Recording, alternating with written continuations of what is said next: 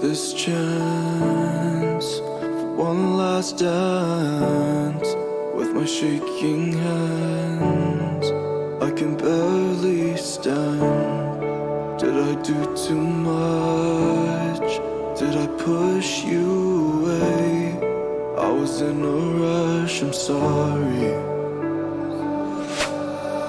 And I know that you'll forget. I wake up in the night in a cold sweat to face it.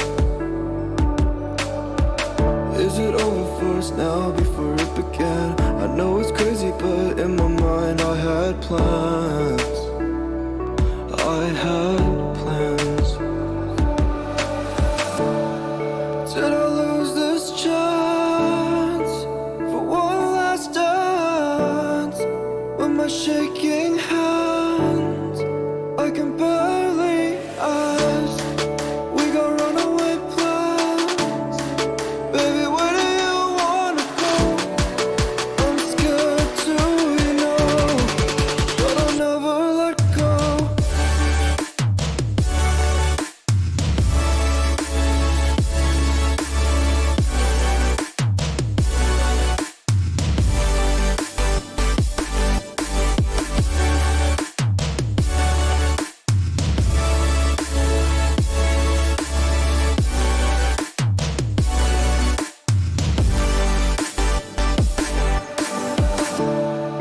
Will I find you somehow? I hope you're okay. All those memories in your driveway. Can we turn back time before it flies away? Can I hold on to something?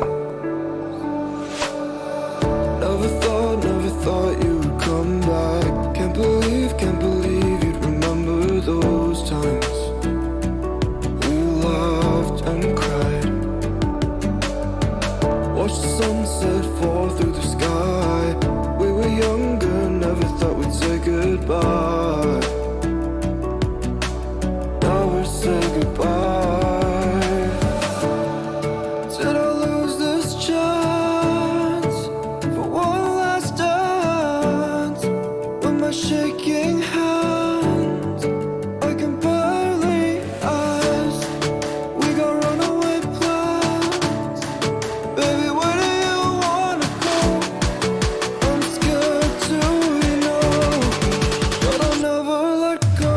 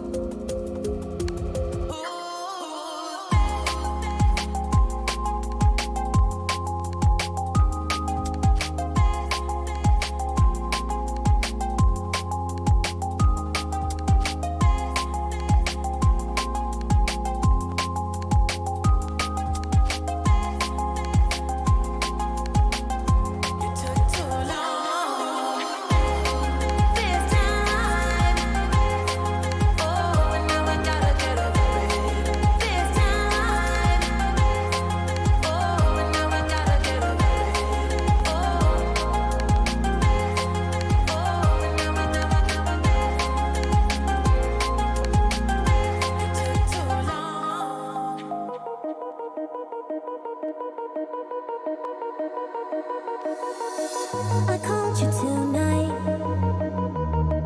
I've been thinking this for too long. Send a message, you don't reply.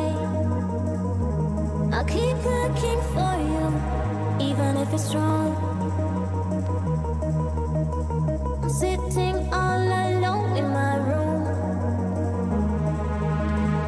You're stuck so hard in my head. I don't care if there's no chance. I need to find you. I need to know. I need to know. I need to know if I'm still in your heart.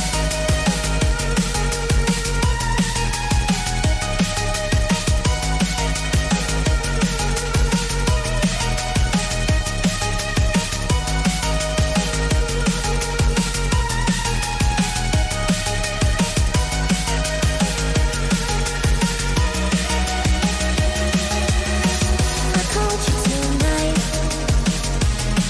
I've been thinking this for too long. Send a message, you don't reply. I'll keep looking for you, even if it's wrong. Sitting all alone in my room. You're stuck so hard in my head. I don't care if there's no chance. I need to find you. I need to know. I need to know.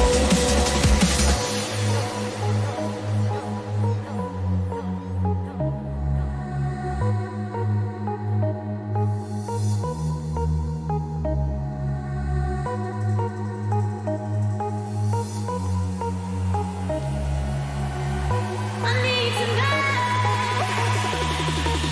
if I'm still in your heart.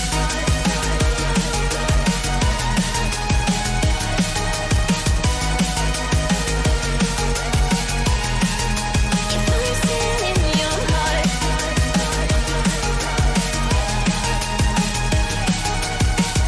I need to know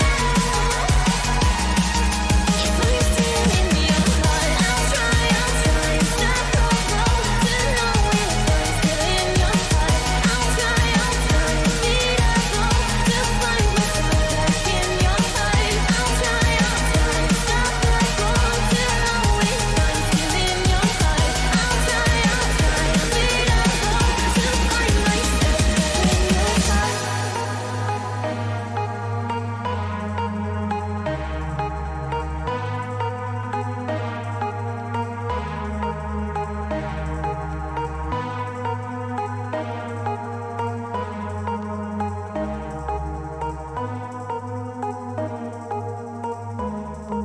If I'm still in your heart.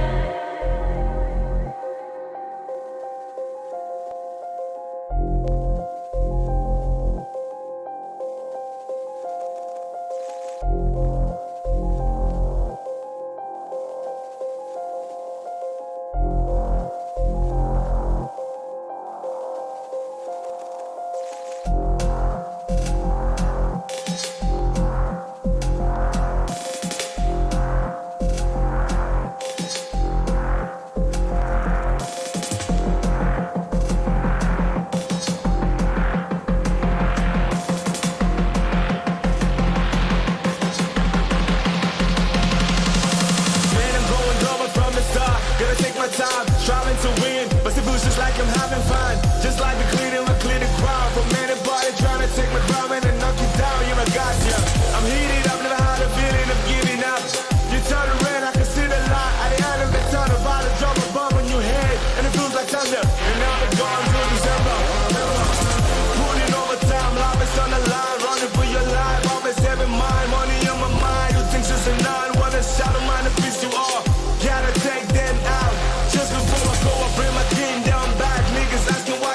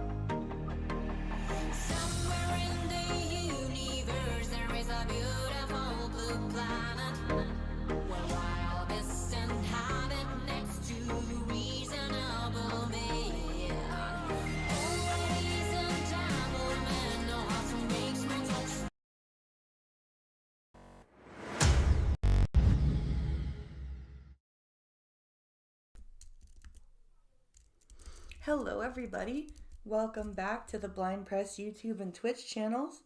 Sorry it took a bit longer than normal for the intro to finish. I was just making sure that my youngest was all situated because he is homesick for the day. So he has to come and knock if he needs anything. So hello Bishop, glad to see you in chat. We are going to go over a bunch of fun shit today. We've got Ryan's World stuff. We've got some more on the North Carolina National Guard. We've got just a whole bunch of fun stuff to get into before question period. And we have Moose on the Loose explained what the NDP press conference was about, and because I screwed up and was jumping around and we missed some of what that press conference was about. And Jagmeet Singh basically said in French that Trudeau has to produce the documents for hey Fury Kitten, how are you doing? How are you doing today? So we've got we've just got a whole shitload of stuff to go through today. We're gonna be here till at least 4 o'clock, and we're gonna have some fun. And I also just put out a short video talking about why point of sale systems don't talk. If self-checkout systems can talk, why don't point of sale systems speak? So I've got that video going. It's like a 1 minute little short video. So hopefully people will take a look at that. Hello, Spittle Buggies. You're awake. Welcome. Hello. Glad to have you here, Spittle Buggies. So we are jumping into a whole bunch of stuff. I hope the camera is working. I hope everything is working properly. And that in a minute the screen share will be showing. Had some fun matches last night with Baron Son of the BFGC. That was some good matches. That was a lot of fun. And so that was some good practice. Had a lot of fun with that. So you're a sleepy kitten. Oh, that's too bad. 'Cause what, 8 o'clock there for you now? Yeah, it's 8 o'clock roundabouts for you. 7 o'clock, 8 o'clock, around there. At least that's what I remember. So, where shall we start? Where shall we start today? Let's learn about what the North Carolina National Guard. Let's do that. So this video is called, What Did the North Carolina National Guard Do? And it is by Kagan Dunlap. Let's see if I am not subscribed. So let's take a quick look and learn about, because this is, Hurricane Milton is still going pretty strong. I think it's a category 3. And it's doing, it's 6:30. Okay, 6:30. Not too bad. So we are going to learn about what's going on over in North Carolina with the National Guard. So a young girl who was working in Burnsville, North Carolina this past week, that was working as part of the relief efforts for Hurricane Helene, recorded a video that went viral on TikTok about a helicopter from the National Guard throwing rotor wash all over the supplies and all kinds of stuff. So this is This is what I mean about misinformation and stuff. Like, I don't know what would be the point of showing that video on TikTok. Like, just to show how horrible the National Guard is? Like, I don't get it.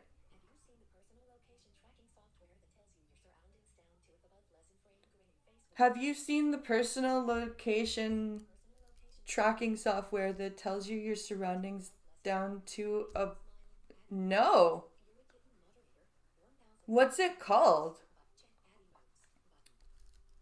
I want to give you the opportunity to see it, and I also want to talk a little bit about it and also what the National Guard's response has been so far. So let's check this video out. Okay, so this afternoon, an unmarked military-style helicopter flies into the local distribution area and rotor washes / destroys supplies in Burnsville, North Carolina. Okay, we had a meeting with all the parties involved at this site and established it as a no-fly, no-drop zone hours before. Okay. Flew pretty low. They flew in and hovered around for a bit, looking like they wanted to land despite our signals telling them no. So this was... Is this an actual National Guard helicopter?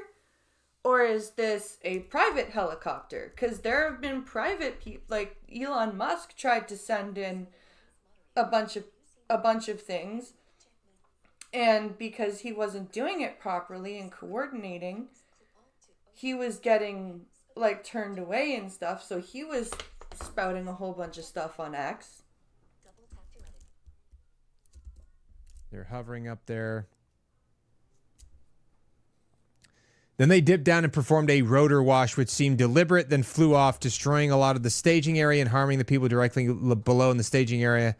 I was handling a K9 at the time.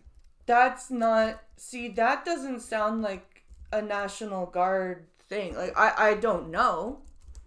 I don't know the whole, like, what are the words I'm looking for? I don't know what the procedures are for the National Guard, but it doesn't sound like something a National Guard helicopter would do. This sounds like more like a private helicopter. But we'll see. The helo was unmarked, and we were unable to zoom in and see masked persons who flies unmarked helos like this? Question mark. Local PD came in, and we've been trying to track their flight to find out who they are, where they flew in from. Nothing. Ghosts. 40 minutes prior to this, 2 unmarked black SUVs running blue lights rolled in, circled around, immediately left. They were not local law enforcement and not anyone we had been affiliated with. Okay, so how do you know this is National Guard? Like, the person who posted this video is making it seem like it's National Guard, but how do you know? Wouldn't National Guard copters and cars be marked? This is a genuine question, because I don't know. I really do want to know, wouldn't a National Guard vehicle be marked? You could clearly see the supplies set up, blue tents, etc., and see that this was not a clear landing zone. You can see like supplies blown around in the wind from the rotor wash, all kinds of stuff, boxes flying around.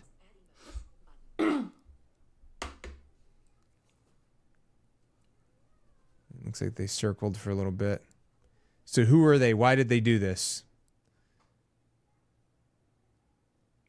It seems like they're pissed off private. For those of my previous videos saying I am spreading lies, this is the reality and what is happening in areas all over North Carolina. I'm seeing it with my own eyes.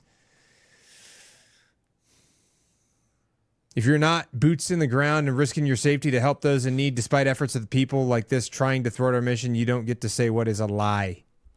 Okay, but what if those aren't National Guard planes? What if those are private citizens not coordinating with the National Guard and doing dick things when they're told, no, you can't land here? How do you know this is National Guard? This is being investigated, and we're trying to find out who was this and why. It should be who this was and why, but okay. Yeah. It's confusing because, you know, there could have been a number of reasons. I'm sure that part of it's probably the fact that there's been a really tough... It's been very difficult for people to communicate. Number one, first and foremost. And well, part of the reason that things are difficult for communication is, A, probably the infrastructure has been damaged, the communications infrastructure, and B, we've got people posting videos on social media without like vetting and double checking that these are actual National Guard people, and they're just like, ugh, they're just assuming.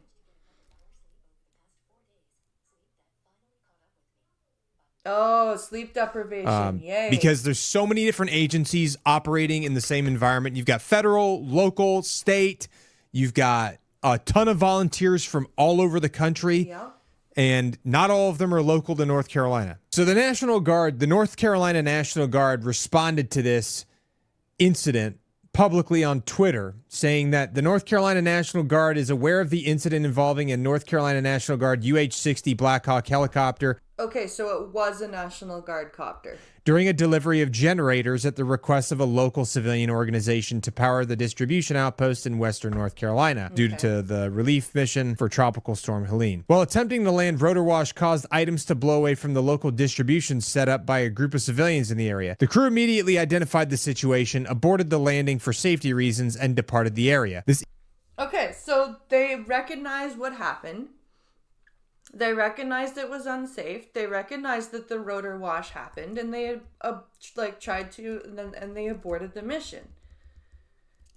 This wasn't like, ha ha, we're fucking your supplies up, na na na na na na, we're using a helicopter. incident is currently under investigation, and the crew has been grounded until the investigation is complete. Well, there the you North go. Carolina National Guard is working with the identified local civilian organization to assess the level of damage caused by the rotor wash. Safety is the North Carolina National Guard's #1 priority, especially with the high volume of air operations currently happening across the region. While So what's wrong with that answer?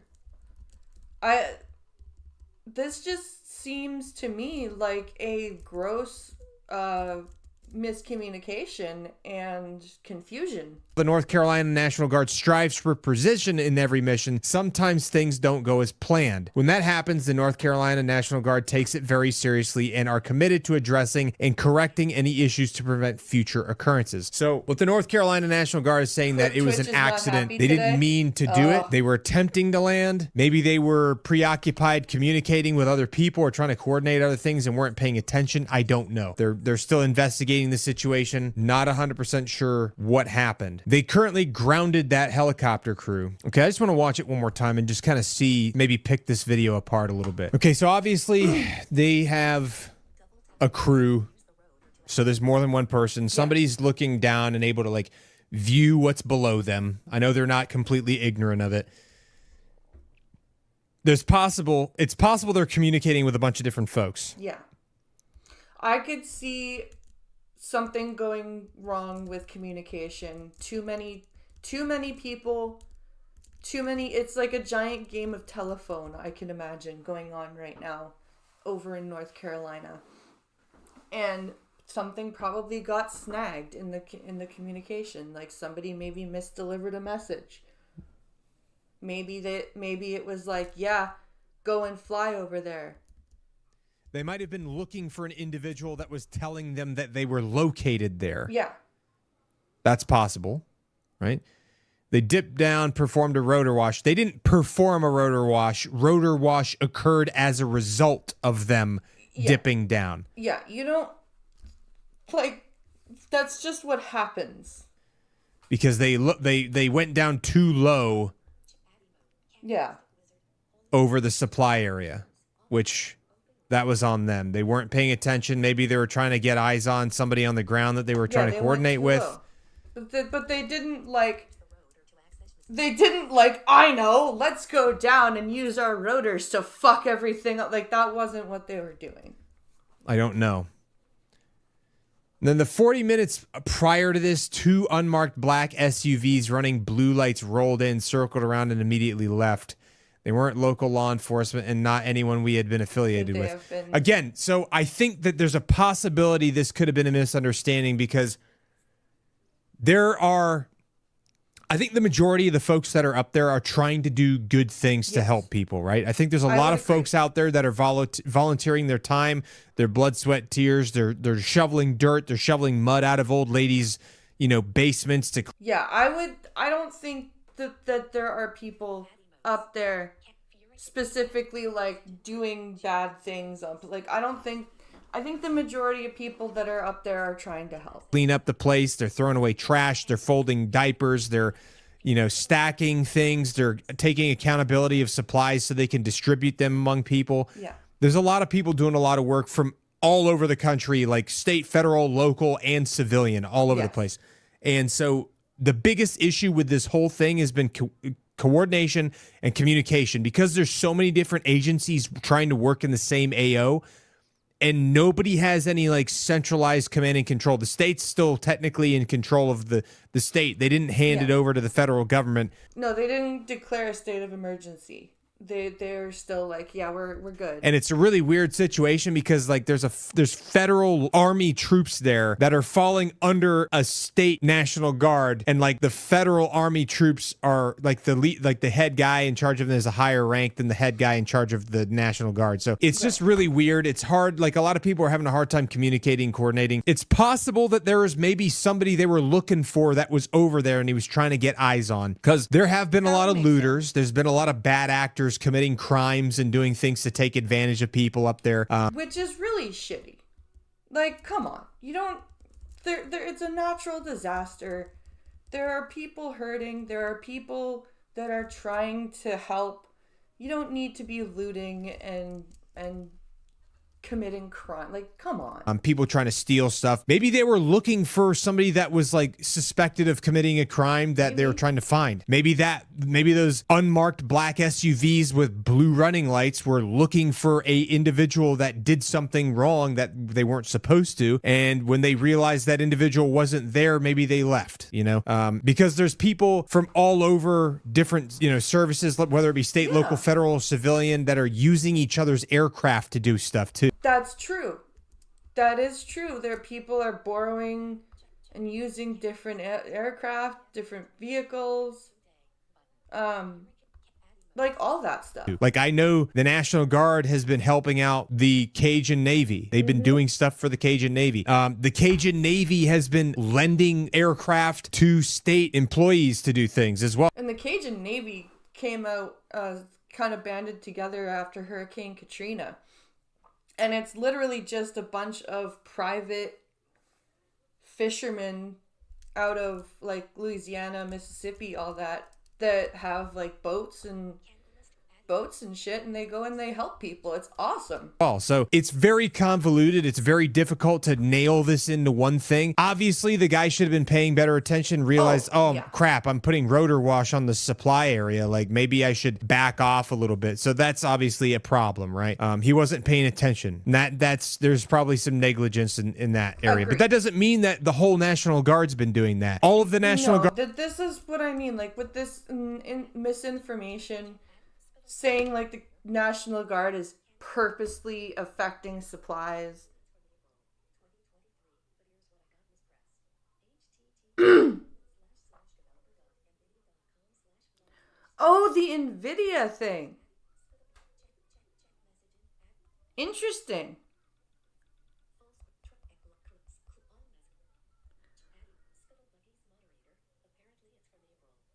Apparently it's from April 2023, but here's what I have, Miss Press.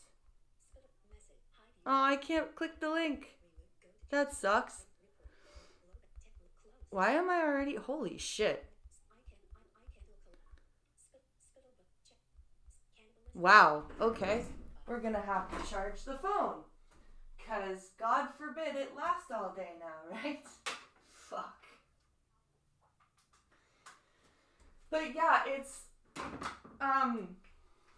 The whole, like, acting like the National Guard is purposely trying to affect supplies that civilians are trying to bring to people, like, that's ridiculous. There's no reason for that. It's the same with the people that are like, the government has hurricane machines that are controlling the weather and making making what's it called? Making a hurricanes worse during election season. It's like, seriously? You actually believe that shit? You actually believe that the government has hurricane machines that they use more during election season? And then there's the people who believe that humans are the sole cause of climate change. And it's like, both of you people are stupid and are the reason why human beings will never see a million years on this planet.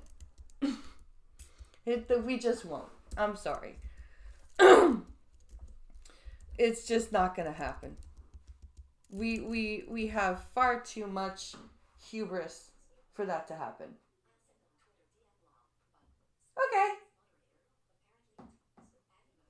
Send on Twitter.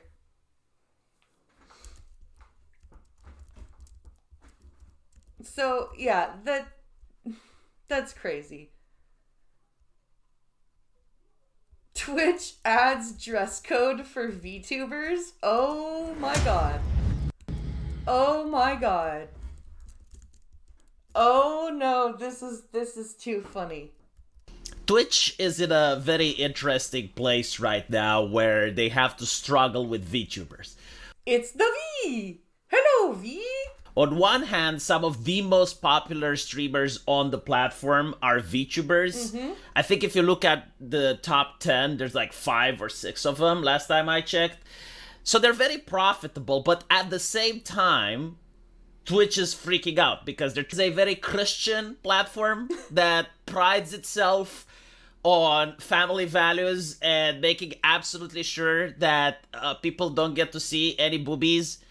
I mean, no. Look, if you have a daughter, according to Twitch, and her VTube avatar is problematic, what you need to do is to get a real camera for your daughter, take her clothes off, put her in a bathtub, and then she can stream on Twitch.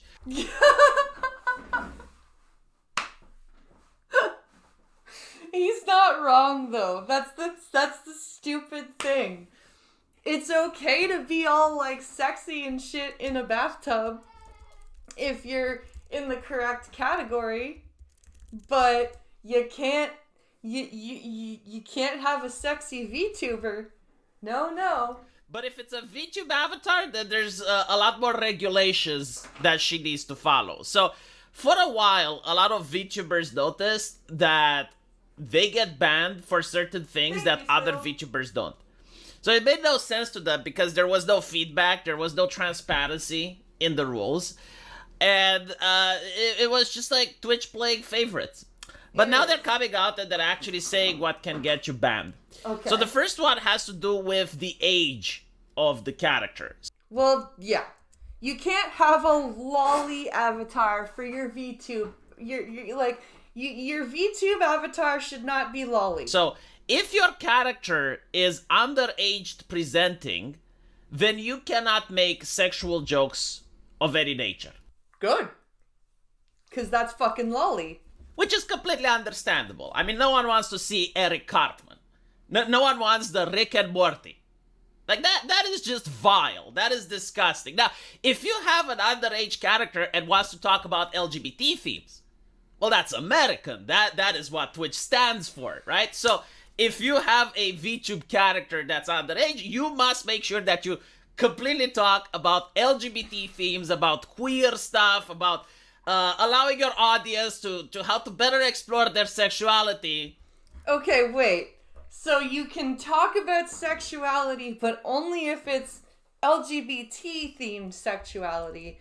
But you can't make jokes that are like pornographic jokes, because obviously your character would be lolly. Oh my god. But don't make any other types of South Park jokes because that's over the line. Now, the interesting thing about this is that it's not difficult to comply. Like, many streamers that have some of these characters are just, going to have to make content the same way that Gargura makes it. Like, Gargura manages to not make any lewd jokes. She manages to still be entertaining without having to appeal to fan service. Like, you don't have to be like lewd and what. Like, I'm trying not to swear all the time, especially in the political commentary streams, because, well, it doesn't sound very educated, right? It doesn't, like, so you don't have to be like this lewd, crude person all the time to get your point across. The problem happens with people that have models in between. Like, for instance, Pipkin Pippa. Now, she doesn't make lewd jokes, but, like, if you have such a model, what do you do? Because these models are usually not picked by the talent, they're picked by the corporation. So, That's the way true. it works is that you apply for a company like Face Connect, and they just give you a model. Now, That is true. You don't pick your, like, if you're VTubing through like a corporation or something, they pick your VTube model. from what I understand, Pipkin Pippa doesn't consider herself to be a lolly. Like, she doesn't consider herself to be underage. But is that enough? Is the lore enough to go by? What about Iron Mouse? Like, this is another model which looks a little bit weird. Right. So, what I think will happen is that everyone that wants to stream on Twitch is going to have massive tits. Now, don't get me wrong, I like massive tits, so this is actually for my entertaining purposes. But the problem comes with the fact that these models usually cost around $2,000, $4,000. Jesus Christ!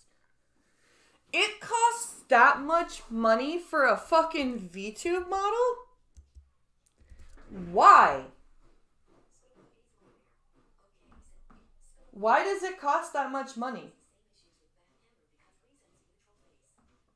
That's stupid. YT has the same issues with Banhammer because reasons. Interesting. So you're going to have all the talent overnight just have to redesign their models and spend thousands of dollars. To be fair, animators are going to be happy. Oh, yeah. This is gonna be huge for all the VTube animators that have work to do. Cause they'll rake in the money from all the streamers contacting them. Help! I need you. Like, to fix animators my are going model." to make a lot of money, and probably we're going to notice some interesting jiggle physics advancements. But yeah, I definitely think that more and more content creators that want to stream on Twitch, they're going to have to make sure that their model looks as appealing as possible, right? Big birthing hips, massive milkers, Yep. Big and then butt. hopefully it's fine. But no, actually, they now have dress codes. Yes, the anime characters dress code? have dress codes, and some of them are quite ridiculous. Apparently, you need to cover up the hips. Wait, the hips? You can't show hips. Okay? So apparently the hips do lie. Who makes these rules, by the way? Like, I am genuinely curious, because if you look at American entertainment media before 2016, stuff like American Pie, or even like video game cultures, you would notice that hips are almost never covered. In fact, if you look at hip-hop music today, with major blockbusters like Wet Ass Pussy and such, that's fine. Like, hip-hop never gets criticized at all. You know, even though, like, they're promoting gang culture, they're glorifying gang banging, they're glorifying drugs and sex. Yeah, like, there are some people that are just so, like, openly glorifying gang culture. But apparently that's okay. Apparently it's okay for that to happen. But there's no sex. It never gets any type of backlash, any Nope. type of criticism. But the moment you have a cartoon character, people lose their fucking minds over it. It's Yep. like, how do we control this? It needs to be contained. Like, the reason society is crumbling is It's because of the cartoon cartoon characters. Now, again, it is the same problem that I told The you cost before. is because of the layering protocols needed to get movement. Oh. Commissioning art, even if you have money, because it's expensive, it usually takes a couple of months for the artist to give you the actual drawing, Yeah. for the animator They to can't just- actually animate the clothing, and Twitch basically telling them, no, you're not allowed. Like for example, this character, right? Yeah, like, Twitch should give them, like, a deadline. You know, you have to have your VTube models looking like this by, I don't know, March of 2025. You know, give them some time. This character you can find in many video games even today that are on the Apple Store. Yeah. Like Nikkei, for instance, has this type of design, right? And it's like, it doesn't require an age gate to see it.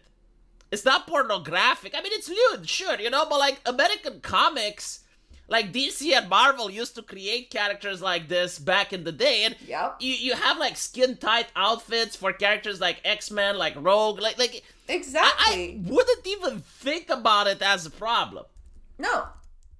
But now that we're in this weird, like, regression into Puritan times, it's horrible now. It would just be like, yeah, I mean, apparently the VTuber herself isn't that lewd compared to others.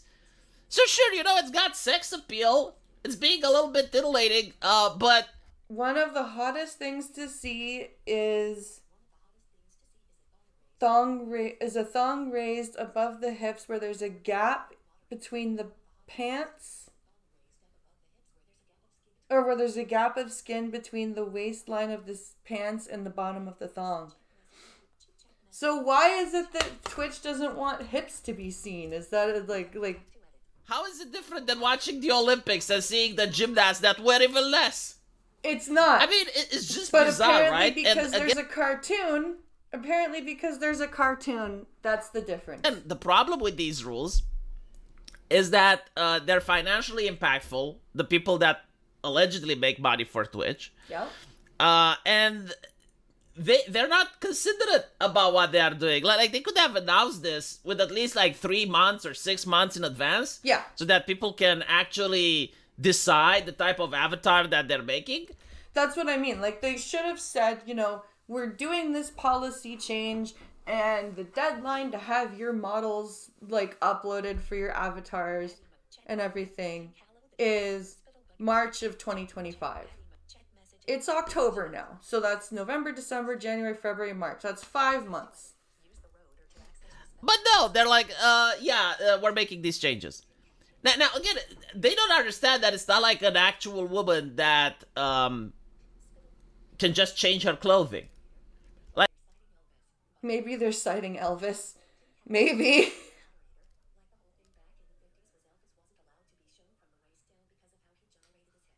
Like the whole oh, right, the hip gyration. The whole thing back in the 50s was Elvis wasn't allowed to be shown from the waist down because of how he gyrated his hips. Does this mean Tony Tiger needs a shirt on? Oh, maybe. Like creating an avatar takes time and money and resources. So, yeah, to be honest, I wouldn't be surprised if a lot of creators just don't feel safe on the platform and just go on YouTube or on Kick or on other places so that Twitch can benefit from, you know, just doing what Twitch does best, which is to promote LGBT themes and LGBT ideology. And that should be their viewer base. Oh, and I don't know about that, V. I don't know. There's plenty of people on Twitch that don't give a fuck about that. I don't know. Not true. Chewbacca has a sash. Oh, Chewbacca is naked? No, Chewbacca's not naked. He's got all that fur. And of course, people in bathtubs. Like, that is another important aspect on Twitch. Like, seriously, it's getting to the point that if I was this lady, might as well just stop the VTubing and show your face and get in a bathtub. Like, it's going to allow you to be on Twitch, while this apparently is too much. Yeah, I don't understand why the cartoon thing is the problem. I don't understand that. I really don't understand. Well, the entire cast of the Looney Tunes are fucked. Yeah. They really are. I don't think YouTube has a problem with it, by the way. It's just No, very YouTube bizarre just because has a there are problem music with a whole bunch videos of other out shit. there that have women which are more poorly dressed. and no one is complaining. In fact, like YouTube even has exceptions for music videos. I don't know why it's happening, by the way. I don't know if this is Twitch or if this is the payment processors or if this is the advertisers or if there's some new legislation that they have to abide, because usually, you know, it's not necessarily like a legislation, but there are regulatory bodies in various countries, and This is also an interesting point. Is it that there is some advertising pushback? Is there... Now Bugs Bunny, that guy's naked.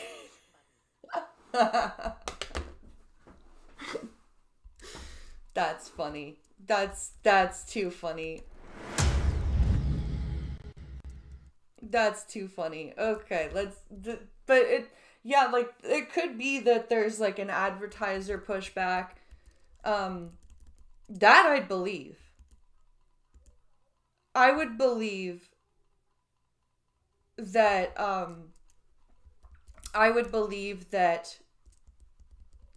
for sure there might be some advertising pushback about like sexy VTubers.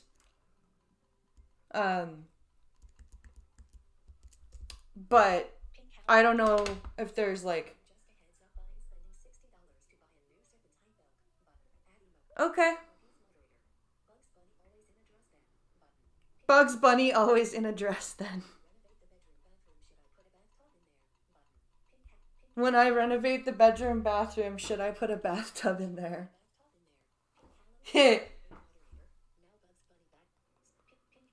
Maybe. None of the above, it's the new Trust and Safety Council. That's yeah. Yeah. You hit the nail on the head there. It is the Safety Council. You're right. I should have thought of that. So, I think we have time for one more video before question period. And we were talking about Ryan's World last week.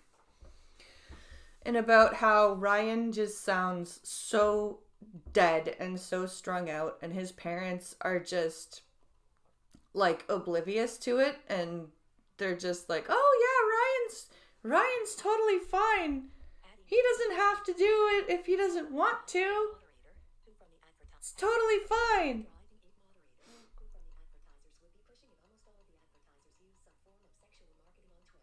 That's true. Advertisers do use sexual marketing on Twitch. That's true.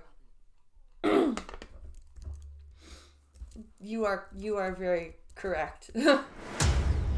So, Internet Anarchist has put out a video on Ryan's World. So, I would like to see what he's got to say on this. Over 50 billion views, 37 million subscribers, and his own toy line, Ryan's World is undoubtedly one of the most successful channels on YouTube. YouTube production, we mainly handle it, and we produce over probably 20 videos each week. 20 videos a week.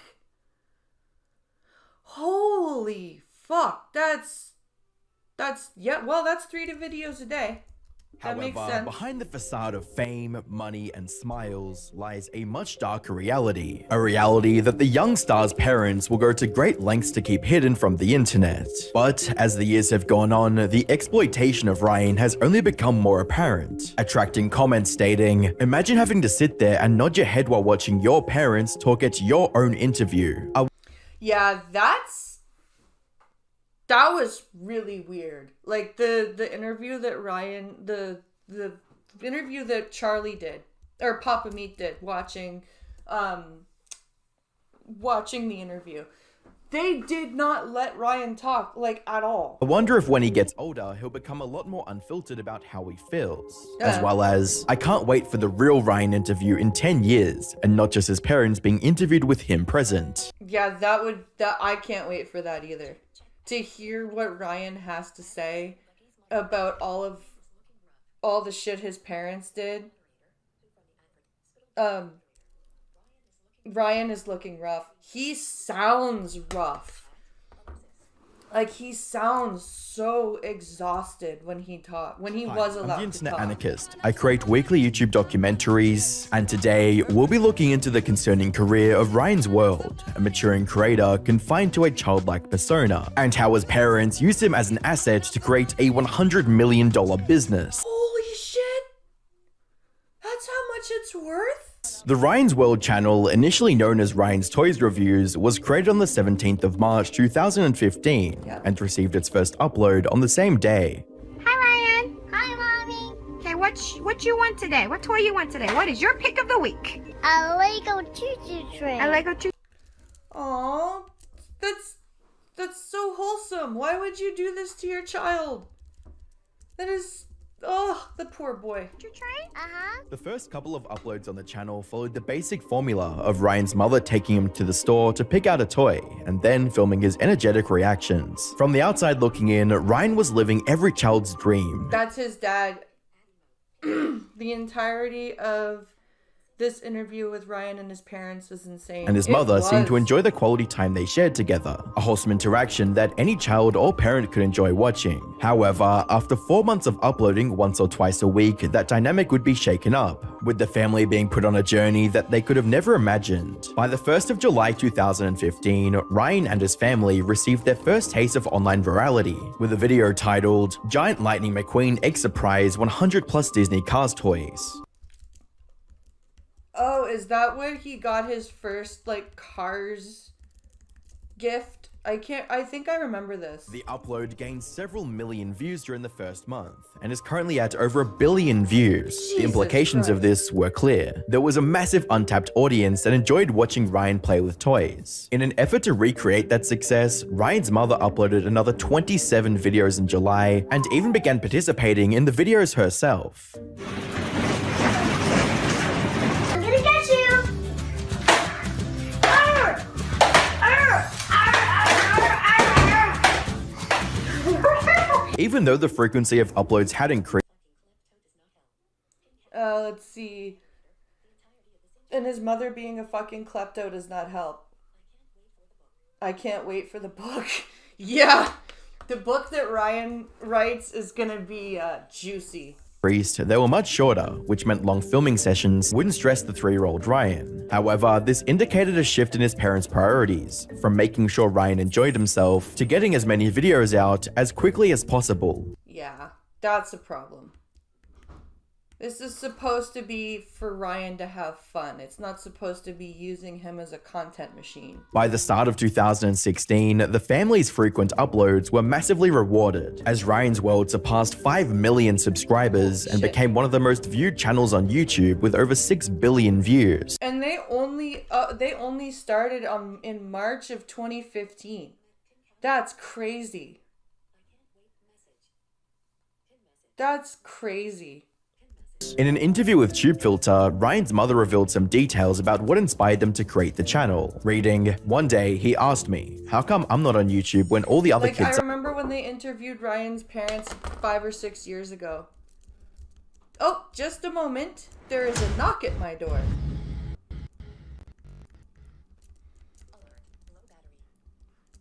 Let me mute.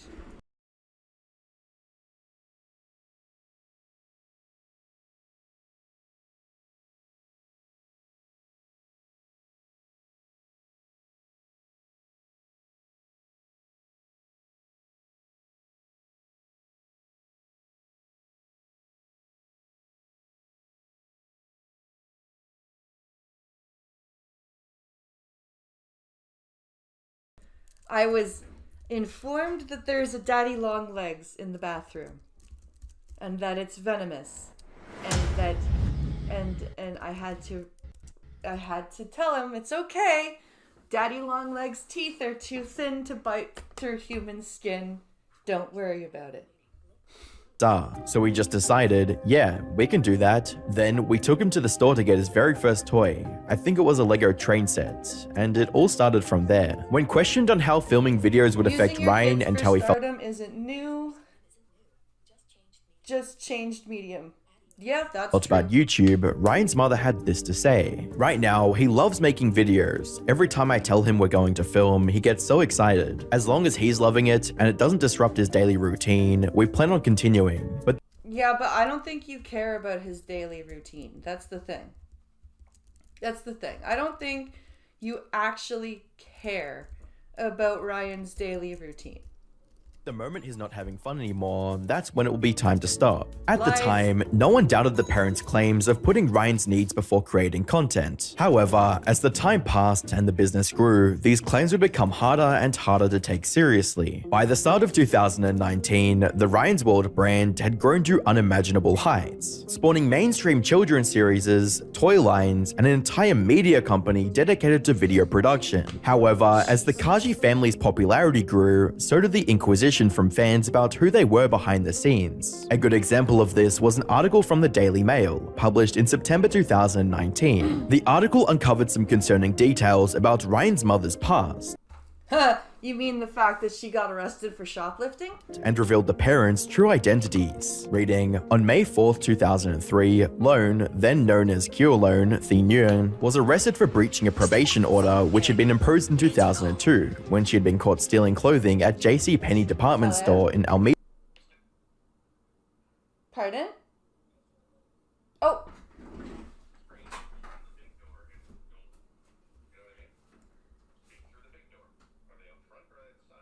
Is who out front or at the side? No, it was the child. It was the young child. Yeah, he was like, "There's a daddy long legs in the bathroom. It's venomous." It's not venomous, not for you. That's what I said.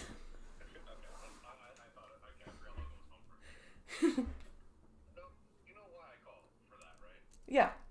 Mall, Houston. Even though her initial offense only resulted in 40 hours of community service, a $150 fine, 40 and a mandatory hours of attendance in an community service. She had to do what a high schooler has to do. anti-shoplifting class, Ryan's mother outright ignored these penalties. As a result, she would later be sentenced to 2 months in Houston County Prison, but only served half her sentence. While you could make the argument that this happened a long time ago and had no bearing on who she is now, this information naturally brought up concerns about her character, especially Yeah. now that she was using her 8-year-old son as the face of a channel that brought in millions of dollars per month. A few days after the article was published, Ryan's parents would take an interview with CBS. This is the interview that Pinkala was talking about, the one from like 5 or 6 years ago. To quell suspicions from fans and show how much of a happy family they really were.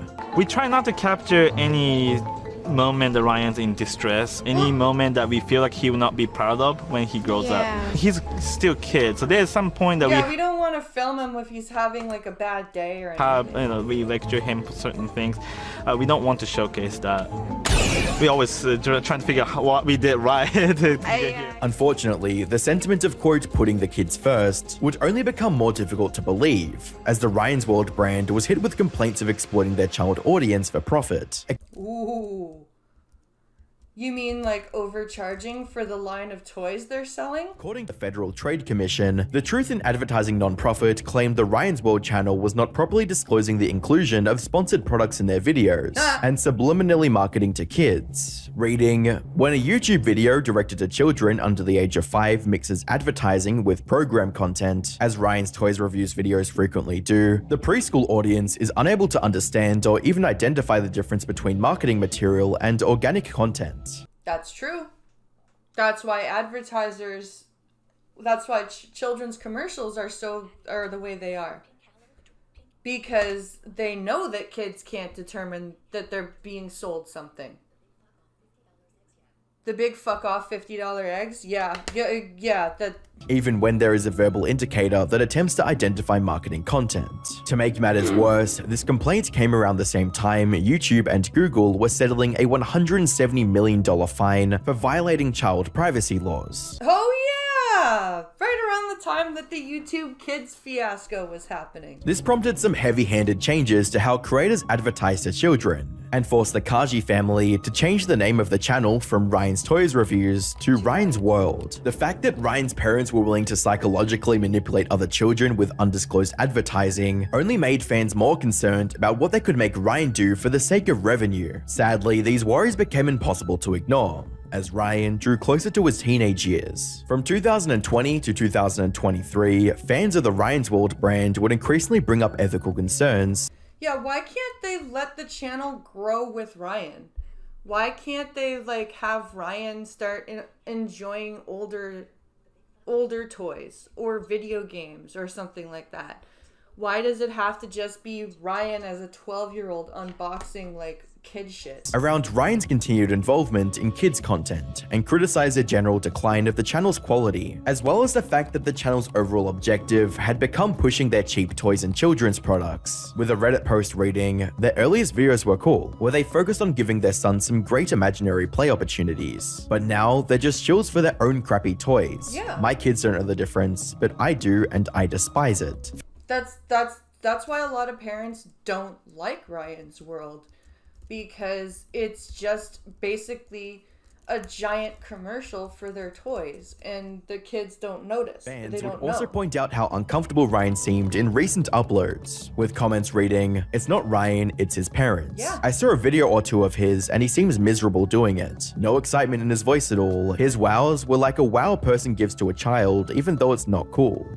Yeah, like, wow. It's really cool. Yeah, yay. Let's see. Because he was 8, it was never about him, it was about them and their fame. Ryan's doctors. He and only wants the nurses- toys and to play with it by himself, without an effing camera shoved in his face. I feel sorry for the kid, as well as they blatantly wanted to be famous and are exploiting their kids. They have a Ryan game too, which is impossible A without spending Ryan money on game? it. Ryan will be like Macaulay Culkin when he gets older. As Ryan approached his 13th birthday, discord around his reluctance to film kids content and the need for him to retire would spread beyond his core fan base and go mainstream, with several hundred videos on platforms like TikTok. 199,998, 999,999, 1 million. Morning workout complete. I'm ready for superhero school. Is that supposed to be Ryan? While I head to school, check out this clip from Ryan's World, the movie, Titan Universe Adventure. I'm guessing because teenager toys and video games are an oversaturated review base. Yeah, probably. 999,998, 999,999, 1 million. Excellent. All right, training done. Time to go to superhero school. All right, guys. Before we go to superhero school, let me show you a sneak peek from my new movie, Ryan's World. TikTok wasn't the only place fans showcased their distaste for what the Ryan's World brand had become. Yeah, this is all just, it seems like parody of what they're making poor Ryan do. As they heavily disliked all of their recent videos. Some fans of Ryan's World would even go as far as signing petitions for his retirement, reading, "Ryan's adolescence is being governed by the corporate greed of his parents, who insist on preserving the current format of a channel that was more suitable for a younger child. Their interest lies not in Ryan's personal growth, but in continued financial gain that his juvenile content provides." It wasn't too long ago when Ryan's mother stated they would cease production if he wasn't comfortable with filming. Which is not true. Because he's obviously not comfortable with filming and they're still doing it. But now that claim is hollow as they continue to profit off his brand despite his age. There it is, guys. The Ryan's World, the movie, Titan Universe Adventure Mystery Eggs. Whoa! They look The craziest thing is Macaulay Culkin feels bad for Ryan. Oh, wow. so cool.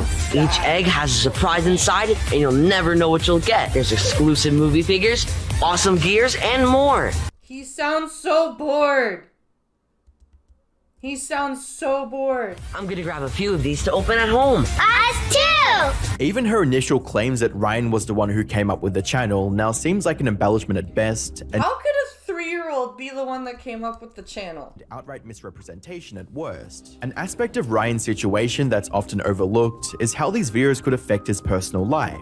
Considering how unusual his situation is, it's possible Ryan would face significant bullying from his peers, and might not even be able to make real friends. Not to mention the fact that Ryan had spent the majority of his formative years with a camera in his face and been forced to act in a manner that he might not have been comfortable with. Left unchecked, such developmental issues would inevitably cascade into teenage and adult years. Oh, it absolutely will.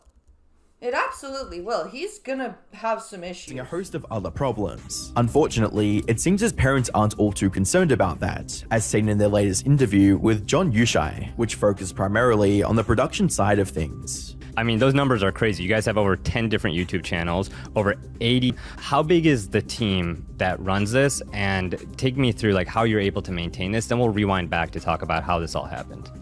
Yeah, for the production side, we own the studio in Houston.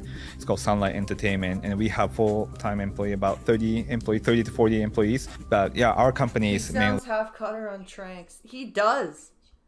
He really, really does. working on the production side of the content. While the interview did give some insight into how Ryan's role in production was less involved than before, it was apparent that they still wanted him to participate in videos for the foreseeable future. Is there a day where the YouTube channels will be fully animation? Like, Ryan, are you going to keep making YouTube videos, given your interest to be an animator and maybe go behind the camera, like as you get older?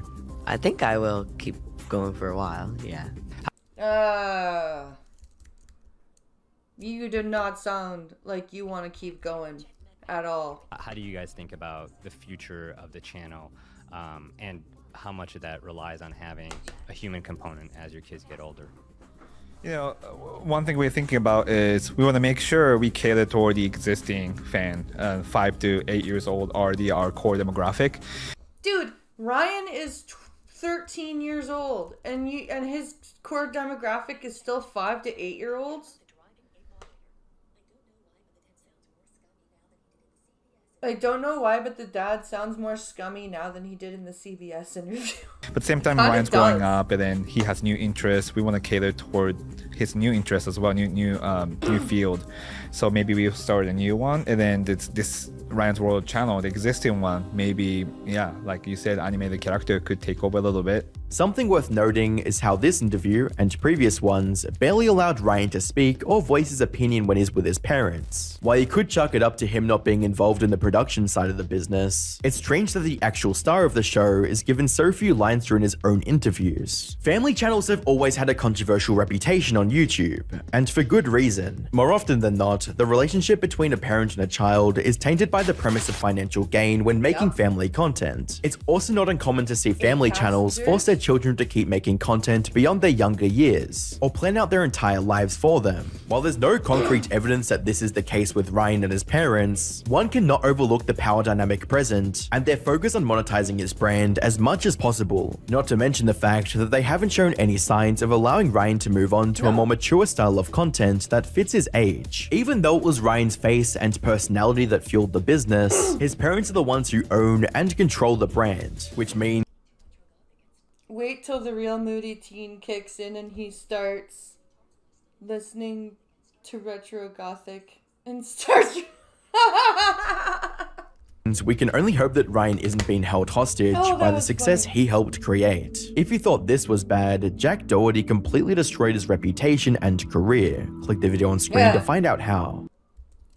Yeah, we covered the Jack Doherty shit. That was some crazy bullshit. Alright, I'm gonna do a quick bathroom break, and then we're going to see if question period has started. So let me mute, pull up Based Rebels, and I will be right back. Share the stream and play the game while I'm gone.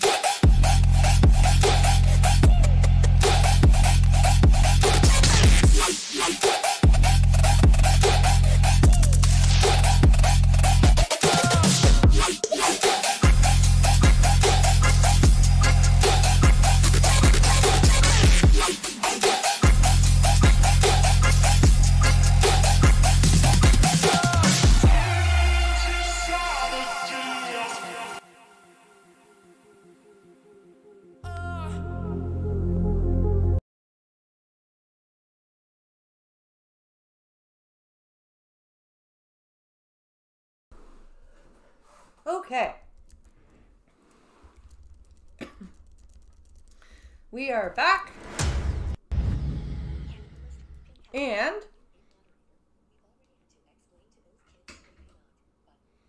let's see.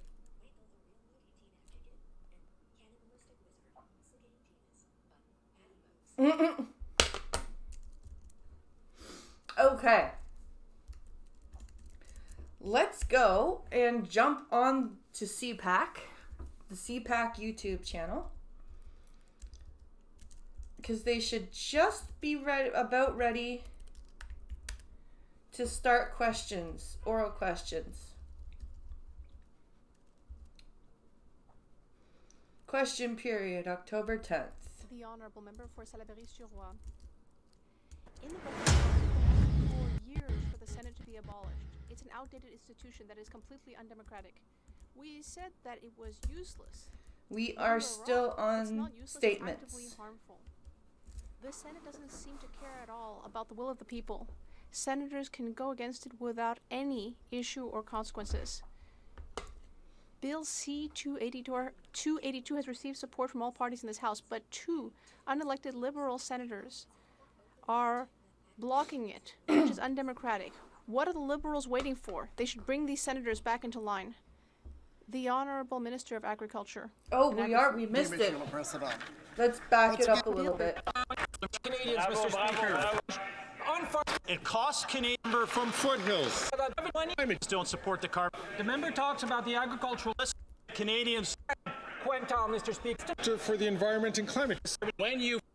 Oh, we're late. Canadians are earning 12. Conservatives are focused on empty. We are late. Inflation and the issue. Up again, and let's get participants. Of misinformation. Big polluters, Canada. Then I had the member from Milton. Wow, we are very late. Improving mental health and substance use care are the impediments with measured goals. Urban rebate top. Where's the stupid beginning of the questions? Now the SD Auditor General made it clear. Okay, this is statements and declarations. Asked in our history today, individual member of Parliament. The Canada Carbon Rebate. The honourable member from Sydney, Victoria. On inflation. School sports, the black colors, and I'm just trying to find the beginning of oral questions. Canadians even more. Community leader. The honourable member from Stormont.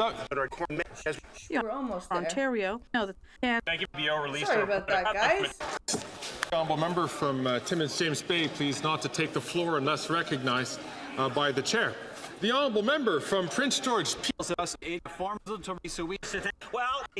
the leaders should be in flop again. Cards. Warner. Thank you, Speaker. Canadians are well aware. Sorry about this, guys. We'll be giving. Member from Davenport.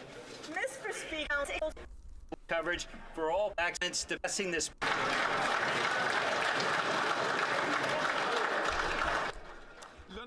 the honourable member for Bertie Farmers. We are workers. You can't be that far behind. I'll take the floor unless the speaker focus on a very key word. The honourable minister for the others under this carbon side in a carbon tax election. Okay, here we are. We saw But in Poilievre's Vancouver not that there. states have already banned today. Mr. Speaker, the honourable minister of justice should be. Why are we not? Where's Has on their mental Polyev? health. To all of the safety and justice burials, lights over 9% info. Thank you for its put. Thank you.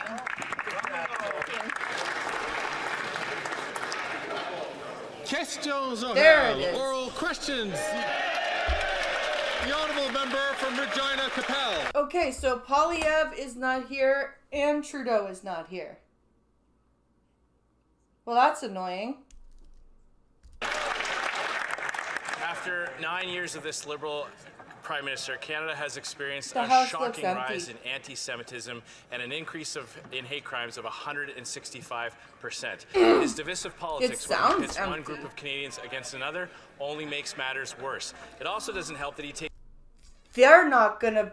I bet you anything. They're not gonna be here tomorrow. I bet you because it's Thanksgiving that they're not gonna be here tomorrow, and this is the last question period for this week. Years to list terrorist groups to the list of banned organizations, allowing them to fundraise and recruit here in Canada. This one should be easy, though. The Houthis are attacking civilian ships and innocent civilians. Our allies have already banned them. So will the government do the right thing and list this group as a terrorist organization today? The Honourable Minister of Justice and Attorney General. Mr. Speaker, we unequivocally condemn the acts we saw in Vancouver that were No, you launched don't. by Sami Doon. Otherwise, acts you like would burning the have flag, declared Sami chanting Doon a death to terrorist Canada, acts like organization. denying the events of October 7th and celebrating terrorism are unacceptable in this country. With respect to Sami Doon, we heard the Minister of Public Safety reference this yesterday. We've asked for an expedited review because decisions of this importance are always made on the You advice shouldn't of need an national security expedited agencies. review. They should be done. The Honourable Dusted. Member from Regina Capel. They continue to drag their feet, Mr. Speaker, but there's been another blow to the Prime Minister's carbon tax scheme. A new report from the Parliamentary Budget Officer shows yet again that Canadians are worse off under this tax. Here's what the total bill will be when the NDP Liberals finish quadrupling this tax. It'll cost people in Ontario $1,400, $1,500 in Newfoundland, and a whopping $2,000 in Saskatchewan. Or Saskatchewan, yeah. Saskatchewan, Alberta, they're getting fucked the most. In regards to Ontario and Newfoundland, they're getting screwed pretty bad. Higher groceries and higher mortgage rates. The last thing they need is another bill from a useless carbon tax. If the government's so sure that Canadians support the tax, why not let the people decide in a carbon tax election? Because they know they'll lose. The Honourable Minister of the Environment and Climate Change. Mr. Speaker, let me read you the first It's paragraph Piglet. of the PBO's report. And I quote, considering only the fiscal impact of federal fuel charge, PBO estimates that average household in each of the backstop provinces in 2030-31 will see a net gain, receiving more from the... I'm sorry, we have to wait until 2030 to 2031 for a net gain? Fuck that. Screw that. I don't want to wait that long. The Leader of the Opposition should apologize to Canadians for misleading them all these months.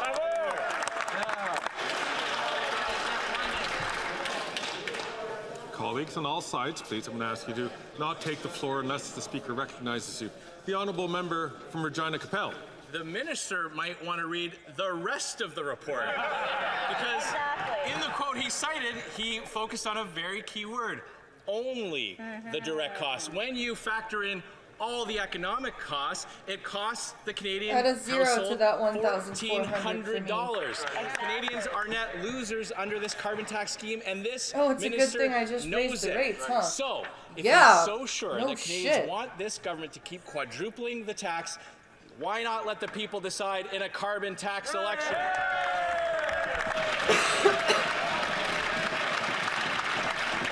The Honourable Minister for the Environment and Climate Change. Let me read you another paragraph from the Oh, report, God. Mr. Speaker. Moreover, in 2030-31, for all backstop provinces, we estimate that the average household in each income quintile will see a net gain, except for average household in the highest income quintile. Oh, okay. So in 2030-31, everybody in whatever a quintile is will get a net gain, whatever the fuck that is, whatever the net gain will be. And then, except for the top, what, 1%? That's at least 2 election cycles. Yeah. Mr. Speaker, you know what the Leader of the Opposition is doing? He wants to take money away from the middle class and poorer Canadians to protect his rich CEO friends. That's what he's doing, Mr. Speaker. No, that's what you guys are doing, Mr. Speaker. The Honourable Member from Foothills. The minister is trying very hard to get Canadians not to understand the details. But the details are, and the facts are, that the Parliamentary Budget Officer confirmed what Canadians already know. They're being robbed by a carbon tax, which is... Yeah, it's not like it's like they're trying to be like, no, what you're seeing in your bank account isn't actually true. What we're telling you is true. Driving up the cost of groceries, of gas, and everyday essentials. In fact, a family in Prince Edward Island will pay almost $1,200 a year when the NDP Liberals quadruple the carbon tax. Canadians don't support the carbon tax. We know 10 provinces don't support the carbon tax. Will the Prime Minister listen to Canadians and call a carbon tax election? No. No, he won't. The Honourable Minister for the Environment and Climate Change. The member talks about the agricultural sector. Well, let's talk about the climate impacts on the agricultural sector, Mr. Speaker. Oh, fuck you. 2021 resulted in 27% decline in Canada's grain production. Over the last decade, over 200 Canadian... Yeah, because you're punishing farmers. That's why we've seen a decrease in the grain production. You're punishing grain farmers. Farmers have experiences, cost increases, and revenue loss from climate impacts, Mr. Speaker. This member and this party never talks about the impacts of climate change on farmers, on the price of food in Canada. They want to try and make us believe that climate change isn't happening. Except for households that make over $25,000 a year.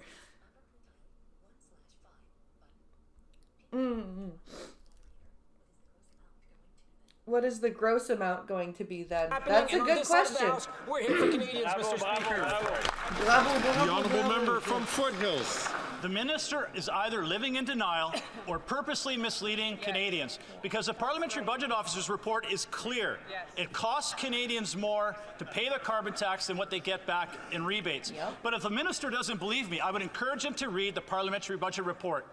But in the essence of time, let me help out. Page 19 states Canadians are worse off paying the carbon tax, period. That is the fact. But again, if the minister is so confident that Canadians support this carbon tax, why are they so afraid to call a carbon tax election? Because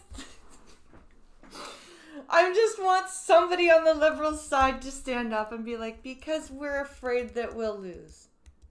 Because we know that you guys have called us out.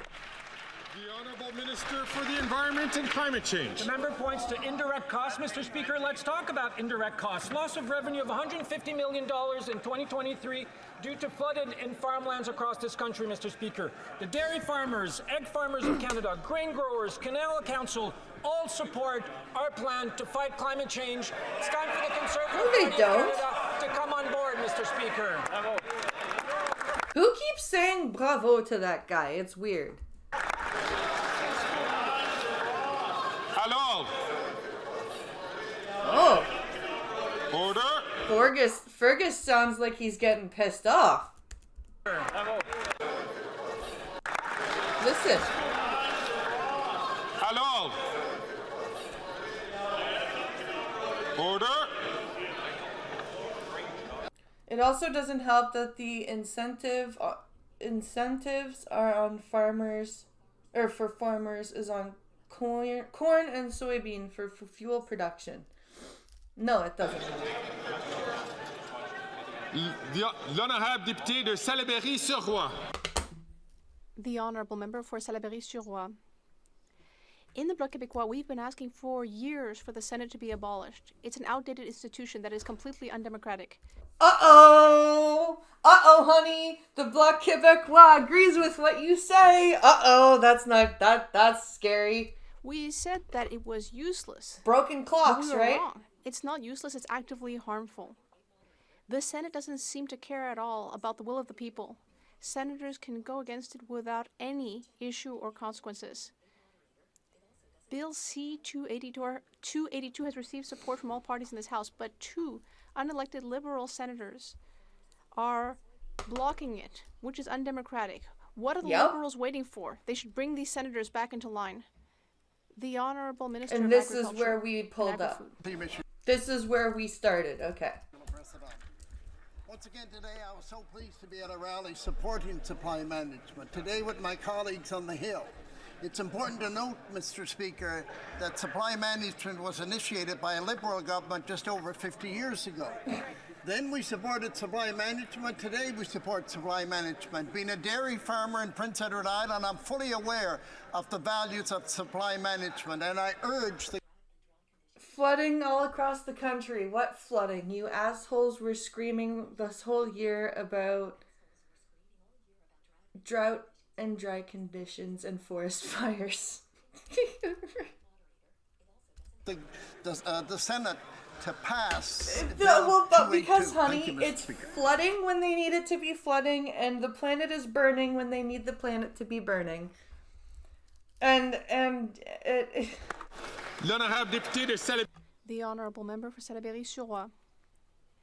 Supply management is an agricultural model which will protect the future of our dairy, eggs, and poultry producers. We need to protect it. We all seem to agree on that. Everyone except for Senators Beam and Harder, who seem to think that they're smarter than everyone else here in this House, smarter than farmers, and smarter than the millions of our fellow citizens who elected us. They seem to think they're hot stuff, part of the global intellectual elite. When will this government bring them back into line, these two liberal geniuses who are blocking our democracy? Never! The Honourable Minister of National Revenue. Thank you, Mr. Speaker. Once again, my colleague knows very well that we stand with them to support our...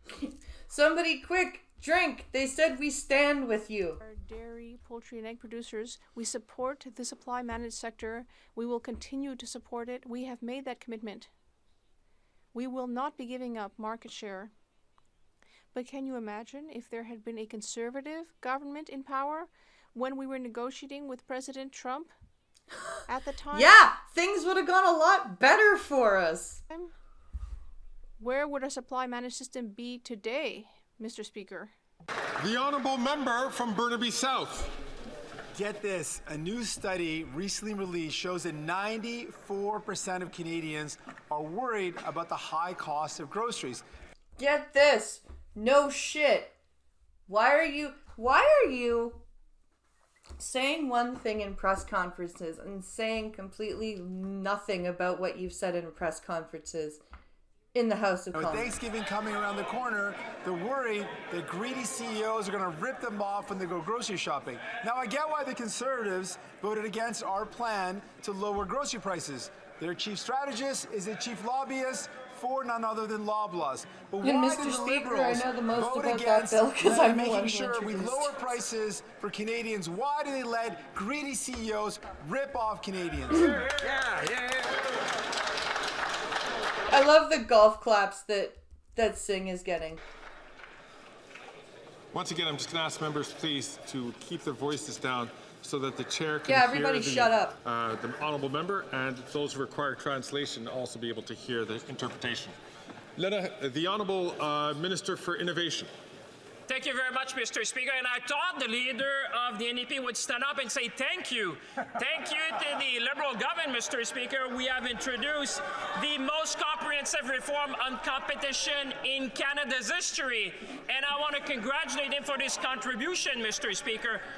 Oh, wow. Way to, this is great. The way the NDPs and the Liberals are sucking each other off still while also stabbing each other in the back. It's really, really fascinating. I've never seen anything like it before. Today we'll have less concentration, we'll have more choice, and we will stabilize price in Canada. But more than that, Mr. Speaker, you should rejoice that now in Canada we have a grocery code of conduct, Mr. Speaker, that's going to help our farmers across Canada. That's going to help our small retailers. Mr. Canada, they should thank us to fight for Canadians every day.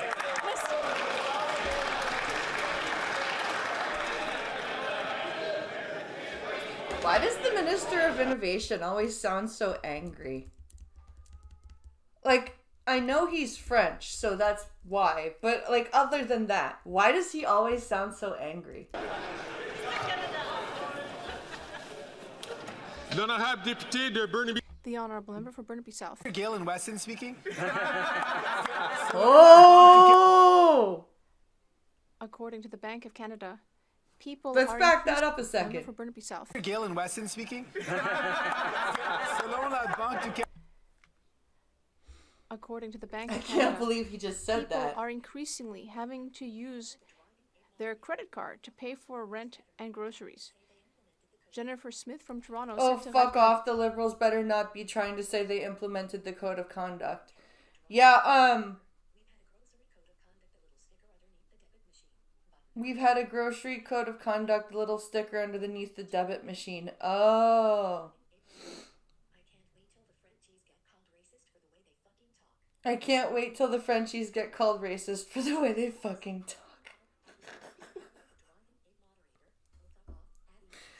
Well, Pharmacare is supposed to be passed today, so Justin Trudeau can prorogue anytime after today, and Pharmacare will be safe. It's scary. I end up choosing to skip some credit card payments, even if it affects my credit score.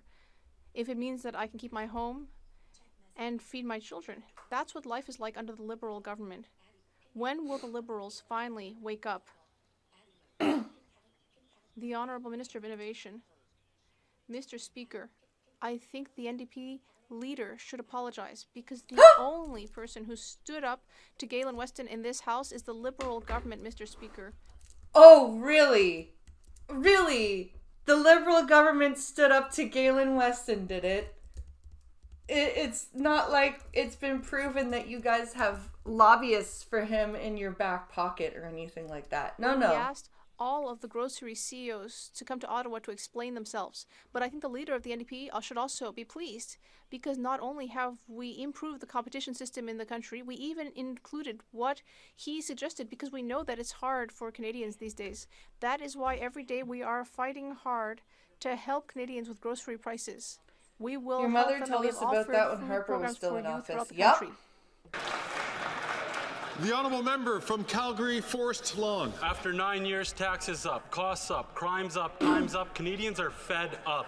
New PBO report, same results. Canadians pay more into the carbon tax scam than what they get back in phony rebates. An average Albertan family will pay nearly $2,000 in carbon taxes after this radical Liberal NDP government quadruples the carbon tax. That's why 10 provinces oppose the carbon tax scam. They know it's like the Prime Minister and not worth the cost. If they're so sure about this carbon tax scam, why not call a carbon tax election now so Canadians can decide to axe the tax for good? That's right, call it now! Call it now! Who are you, crazy old man? And decide to axe the tax for good. That's right, call it now! The Honourable Minister for the Environment and Climate Change. Thank you, Mr. Speaker. I think everyone in this House and Canadians watching should take everything this We all have finance to rob critic Peter to says pay about the Paul, economy and with a Liberals big grain of refuse salt, to Mr. admit it. Speaker. It Yep. is this finance critics that told us that if we paused our They federal don't care. taxes, people in this province could save $1,000 without telling them that they'd have to drive from the North Pole to the South Pole, Mr. Speaker, to benefit from those wonderful savings. So I think we should all be very, very careful with what he What says. the fuck about are the you economy in this saying? House, Mr. Save the North Pole. People in this province could save that told us that if we paused our federal taxes, people in this province could save $1,000 without telling them that they'd have to drive from the North Pole to the South Pole, Mr. Speaker, to benefit from those wonderful savings. So I think we should... What the I'm so confused. Are you talking in French in your head and you think it sounds awesome so you say it in English out loud? Because it doesn't work. Be very, very careful with what he says about the economy in this House, Mr. Speaker. Yes.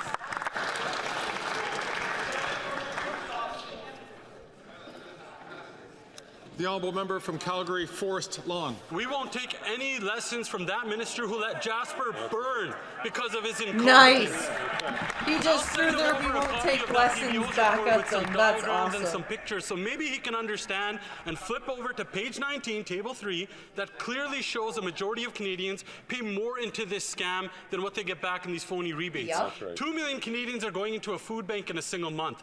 1 in 4 Canadians are skipping meals because of their carbon tax scam.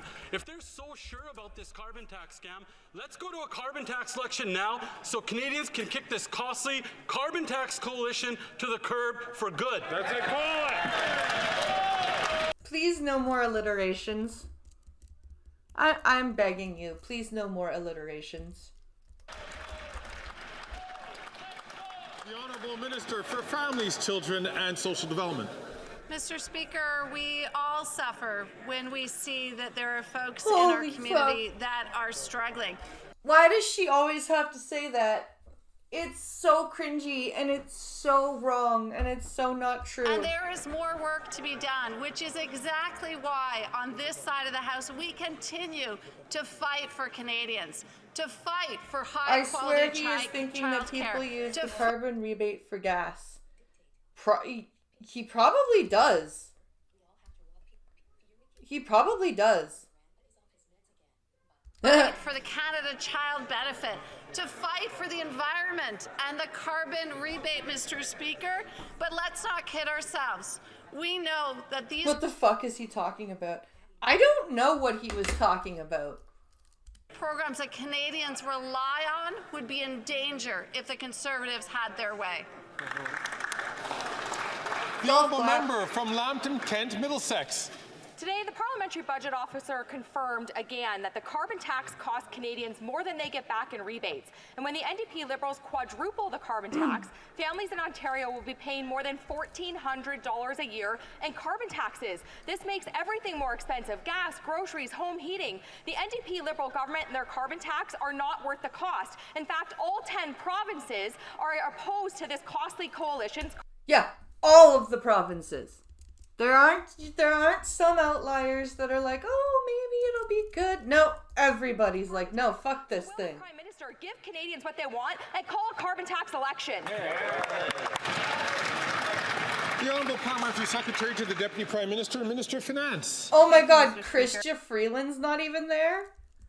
Where the fuck is everybody? And if you read the Parliamentary Budget Officer's report of today, you will see that he further confirmed once again that 8 out of 10 Canadian families get more in the carbon rebate than they pay in the price on pollution. And Mr. Speaker, it was also clear from today's report that the economic Shelby, you don't know what suffering is. You're a not silver being spoon factored child. in. Fuck and off. that cost is $34 billion per year, Mr. Speaker. And that does not include the billions Who's that of dollars XQC that guy in the disaster back going, mitigation wow, costs. wow, Every time there's wow. a disaster in this country, it costs Canadian taxpayers. We are there in order. Who is that dude? Make him shut up. That guy who just repeats the last part of her sentence, he just needs to shut up. To take climate action. Hear, hear. Hear, hear. I don't know who you are, but shut up. Right, the Honourable Member from Edmonton West, please to keep his counsel until he has the floor to speak before the House. The Honourable Member from Lambton, Kent, Middlesex. Well, once again, Liberal logic is on display and their math doesn't add up. It seems the Liberals have a hard time with basic concepts like, you know, reality or how money works. So let me make this really simple. Table 3 on page 19 of the PBO report shows what the cost of the carbon tax is. And I can send the minister a copy. The PBO says Canadians are paying more in carbon tax and GST on top of the carbon tax than they get back in rebates. And the reality is people have less money to pay for food, fuel, and home heating. Enough is enough. Will the Prime Minister call a carbon tax election? As a Brit, Kent, Middlesex confused me. As both are distinct counties in the UK.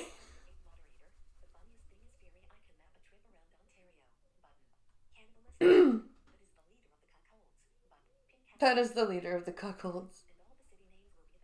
And all the city... I can map a trip around Ontario and all the city names will be that of the UK. Yep. There's an Aberdeen... There's even a town called Scotland. There is a town in Ontario called Scotland.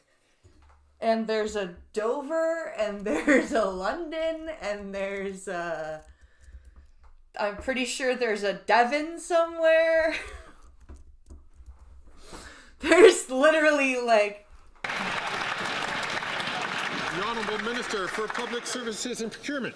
Thank you, Mr. Speaker. Enough is enough. 300 economists have said it. The pay rich more. The rich pay more. The pay rich more? The pay rich more. The pay rich more.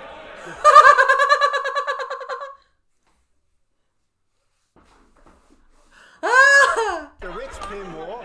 Middle class Canadians pay less. Everyone gets the same rebate. The That rich would just mess pay with more my than head. they receive. Yeah, I Middle class bet. Canadians receive more than they pay. It's that simple, Mr. Speaker. See, I'd be trying to Tony Stark it and just trying to airdrop everybody this table. Right? Everybody's got iPhones. I know that. That's what the government phone is. It's an iPhone, so you could airdrop everybody in that room. The honourable member for Charles-le-Bourg-Saint-Charles. Mr. Speaker, the Prime Minister is scoffing at your authority and the authority of this House. Not wrong. $400 million in taxpayer money was handed off to Liberal buddies, and the Prime Minister is still refusing to give evidence to the RCMP. He's obstructing justice. Canadians know very well that someone with nothing to hide would be happy to cooperate with the police. So Halifax, Somerset, Wood-Eye, Birkenhead, Birmingham, all in the wrong place. courage to rise in this House and answer why. The Honourable Government House Leader. Thank you, Mr. Speaker. What the member has said is false. Of course it is, because it can't be true. That would make you guys, the worst government we've had ever. This government has given thousands of dollars in documents in response to this motion, and the motion was very clear. It was clearly stated that it was an abuse of the power of this place, and because of that we should refer the matter to committee. We respect police authority here, so why don't the Conservatives... You respect police authority? Really? Then why have you not done anything to show respect for police authority in the last 3 ethics scandals that have been shown? The Honourable Member. So, Mr. Speaker, if I understand correctly, the Government House Leader just said that you and we are engaged in abuse of power. Yeah. But I think your ruling was quite clear, and that's why Parliament's work is blocked. The Prime Minister and his government are refusing to provide documents on this $400 million taxpayer scandal. Meanwhile, there are many difficulties in Canada. People are struggling, but this government isn't doing anything because this government doesn't want to listen to your ruling. No. It doesn't want to do what it needs to do. It doesn't want to do the right thing. It doesn't want to admit that it has done damage to the country.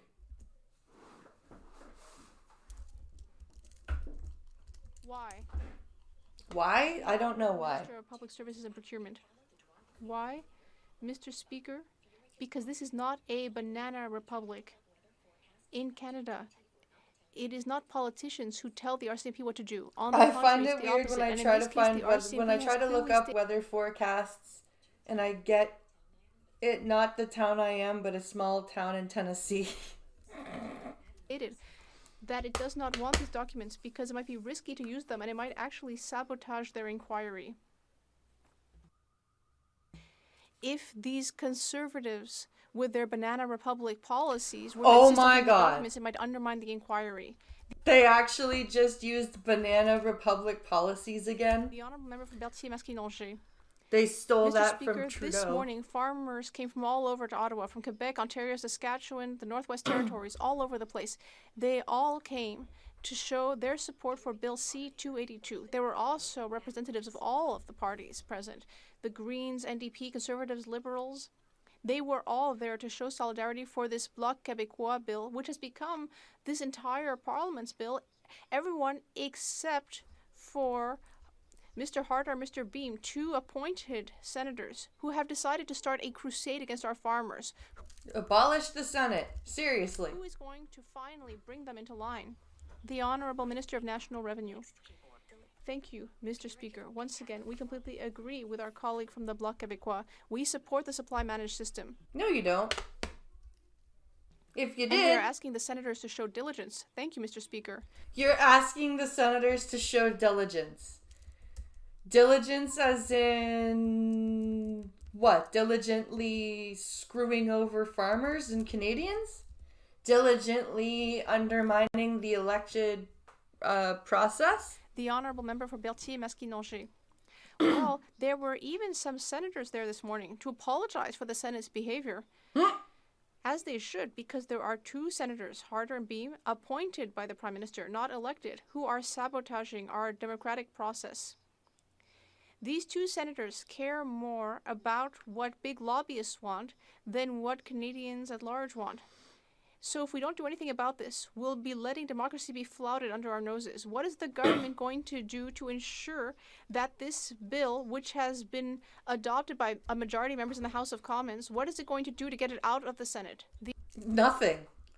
It wants it there. So this keeps happening. The Honourable Minister. Thank you. Once again, Mr. Speaker, we support the supply management system. We will enable it to continue to flourish. It's important for our regions and our economy.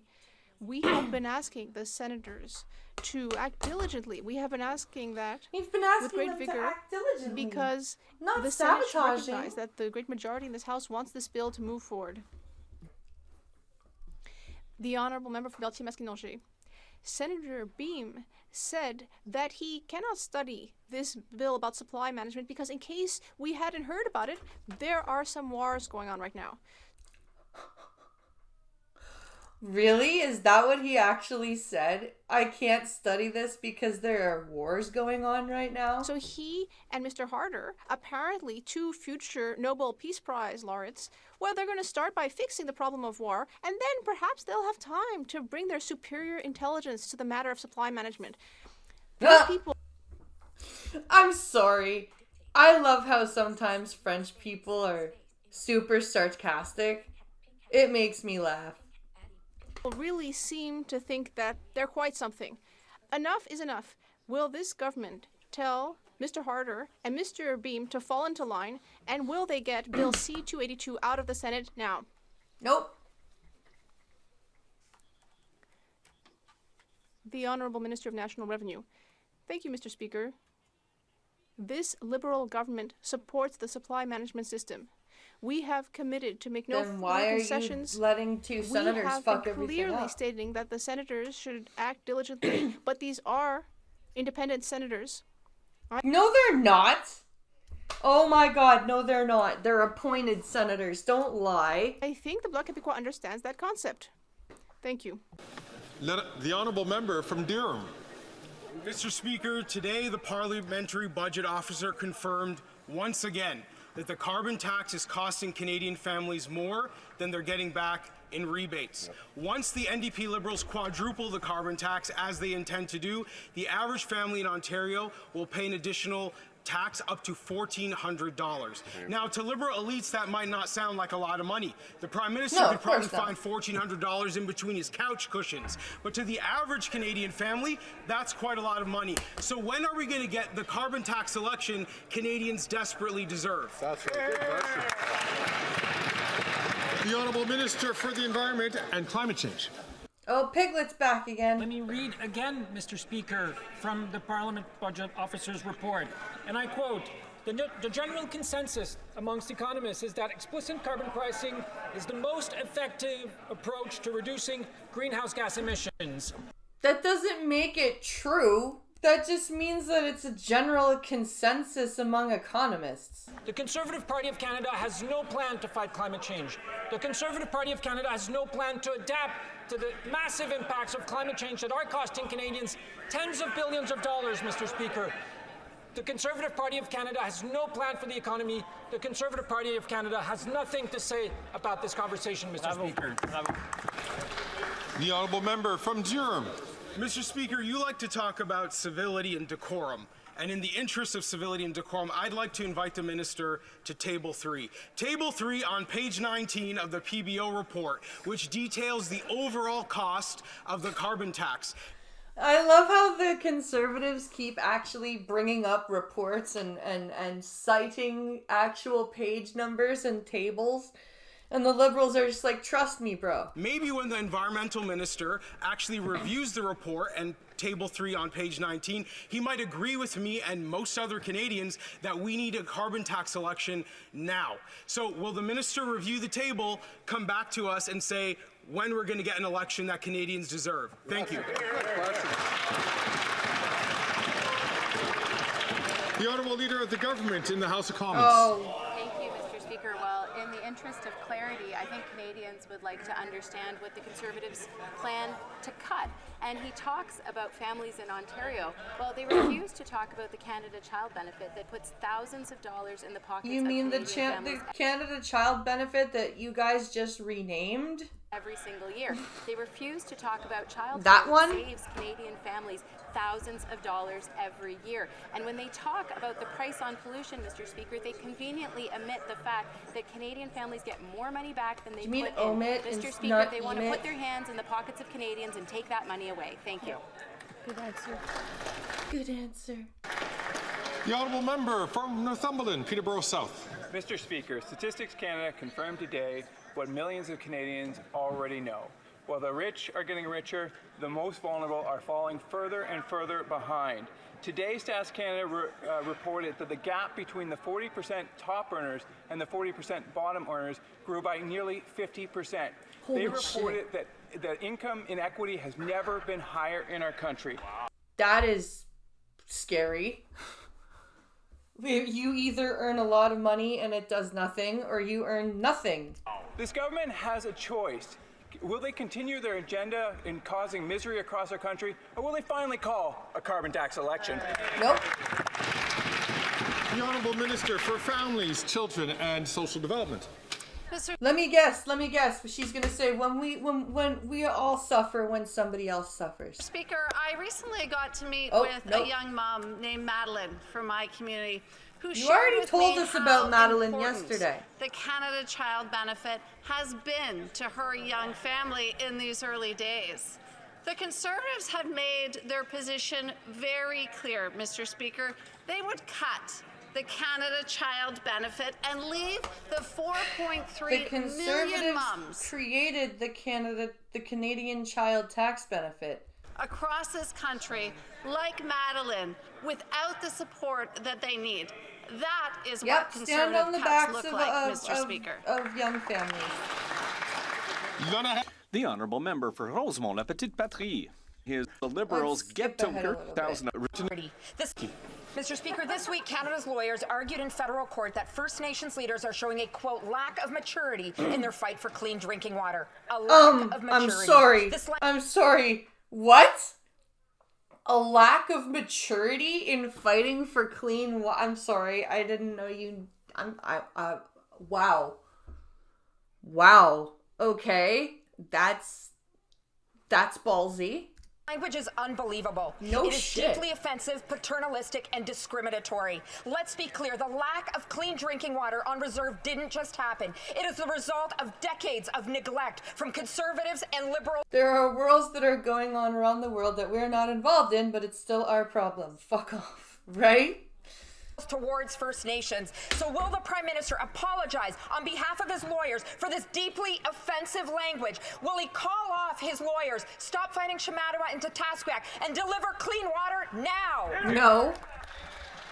Because thank you for your donation. The Honourable Minister for Indigenous Services. Well, thank you, Mr. Speaker, and I just met with the Chief from Tatasquak just a few hours ago, and we talked about the importance of Bill C-61, the work that Tatasquak and the other communities have done on this legislation to ensure that we never go back to a time where well over 145 communities were It suffering. still from is well over 145. Just because you've solved 145 boil water problems doesn't mean there aren't still over 100 left. boil water advisories. That's the work that this government will continue to do. Holy in shit. partnership with First Nations leaders. And I hope that the NDP will see that this is important legislation that needs to get through this House and that will have their full support. The Honourable Member from Aurora Oak Ridges, Richmond Hill. Thank you, Mr. Speaker. Climate change is an issue that affects us all, and small businesses are not immune to the devastating effects of a changing climate. Small businesses in We are also not the sole cause of a of climate change. So please stop acting like we My are. riding of Aurora, Oak Ridges, Richmond Hill, like Windfall Ecology, have been contributing to the fight against climate change through the services they provide, the Price on Pollution program, and so much more. Can the Minister of Small Business tell Canadians about the measures our government has I'm with put in place Pinkalo. I to don't help think Liberals should be allowed to ask questions. the change in climate and the fight against it? The Honourable Minister for Small Businesses. Speaker, and I want to thank my honourable colleague for that question. As a former small business entrepreneur myself, I understand the importance of affordability, which is why our government is delivering $2.5 billion to close to 600,000 small and medium-sized enterprises. $2.5 billion. Where is that money coming from?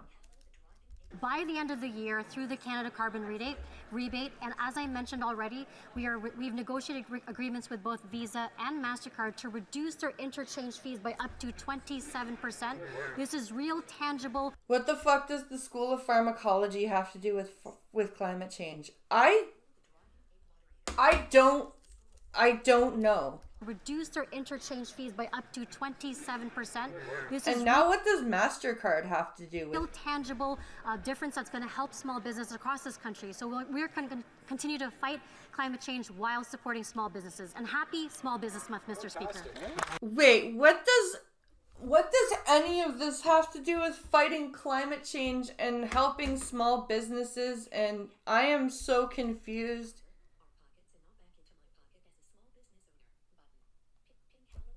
Our pockets and not back into my pockets as a small business owner. That was a brisk walk down to the shop. I managed to run out of tobacco. Oh no! The Honourable Member for Bay of Quinte. Mr. Speaker, in the $400 million corruption scandal, which is the Green Slush Fund, you, Mr. Speaker, ruled that the Canadian people have the absolute right to demand the unredacted production of documents be given to the police. Yes, but you can't do that now because that would upend the charter. But this government refuses Parliament's absolute authority. Parliament is the people, and the absolute authority of Parliament is like your mom checking your room after you said you cleaned it. You know, you might be able to hide one or two things, and the government may be able to think they get off the hook, but Parliament is there to inspect and clean the House. Mr. Speaker, this is a messy House. When will this government clean it?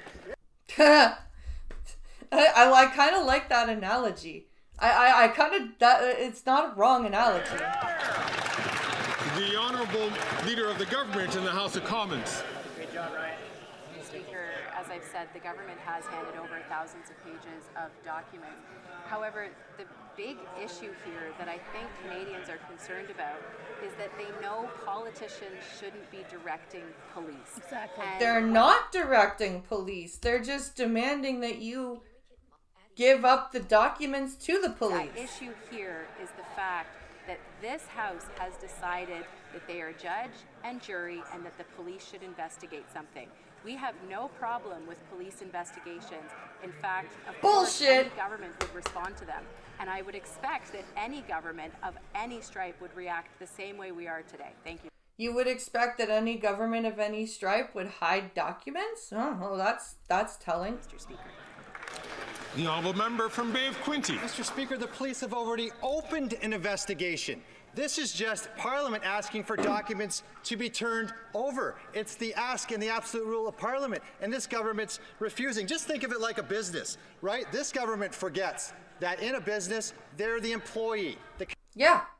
The Canadian people are the employer. Canadian public are the owners. In the real world, if a business refused to, or employees refuse to hand over documents or hand over anything in investigation, those employees will be fired. Mr. Speaker, is this government just waiting to be fired by the Canadian public, or will they hand over the documents?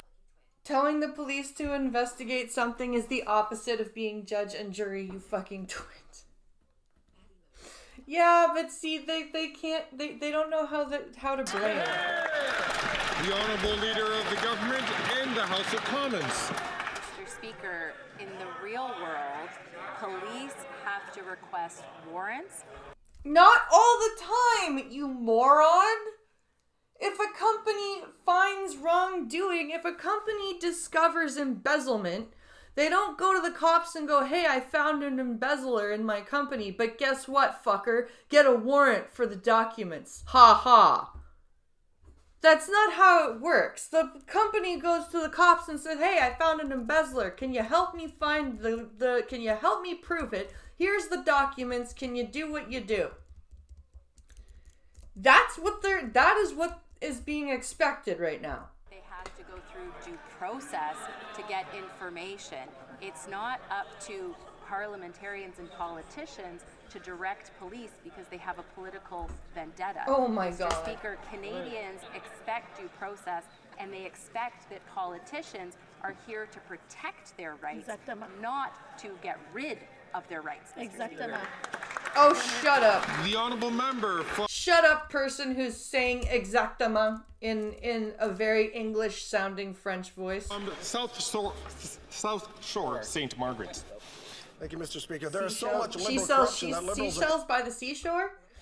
covering up their cover-up of the $400 million of corruption at the Liberal Green Slush Fund. The Speaker ruled that the NDP Liberals violated the House order to turn the Green Slush Fund documents over to the RCMP criminal investigation. Obstruction of justice is the Liberals' middle name. They refused to turn over documents in the SNC scandal, in the We Charity scandal, in the Winnipeg Labs. Exactly. If you hand over stuff voluntarily, it looks better than having to have a warrant written up. Scandal and the foreign interference scandal. Just end the corruption cover-up and turn the documents over to the RCMP. How bad is it? The Honourable Minister of Justice and Attorney General. Mr. Speaker, every Canadian watching right now wants parliamentarians to do their job. The job of the opposition is to hold the government to account. Yeah, so let them do it. Let them hold the government to account. Stop obstructing. The job of the opposition is not to direct the police. You don't need to take my He's word for not. it, Mr. Speaker. How about we hear from the Commissioner of the RCMP himself, who said that, quote, there is a significant risk that the motion could be interpreted as a circumvention of normal investigative processes and charter protections. He went on, in a free and democratic society, this ensures that the government cannot direct or influence the actions of law enforcement. Producing documents does not direct or influence law enforcement. It just produces documents. We agree with the RCMP. It's time these guys started listening to the cops. The Honourable Member from South Shore, St. Margaret's. The Liberals blacked out so much in the documents that the Prime Minister's office ran out of toner for their copiers.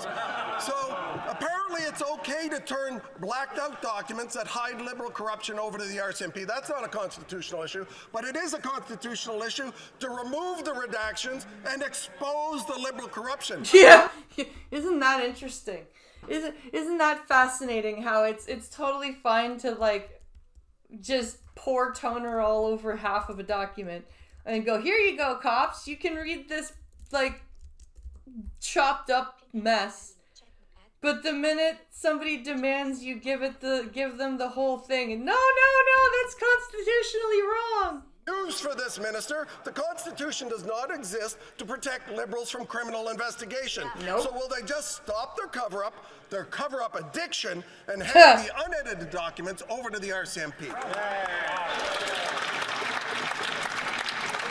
The Honourable Leader of the Government in the House of Commons. I have some grave concerns with what the member opposite said. Oh, of course you did. Of course you have some grave concerns because it's the truth and you don't like it. Beginning with the fact that I assume he's actually not seen those documents, so I'm not sure what he's talking about there because the documents have been handed over. But what's of greater concern, and it was the RCMP who said it themselves, is that the way that the Conservatives are acting would actually compromise any police investigation.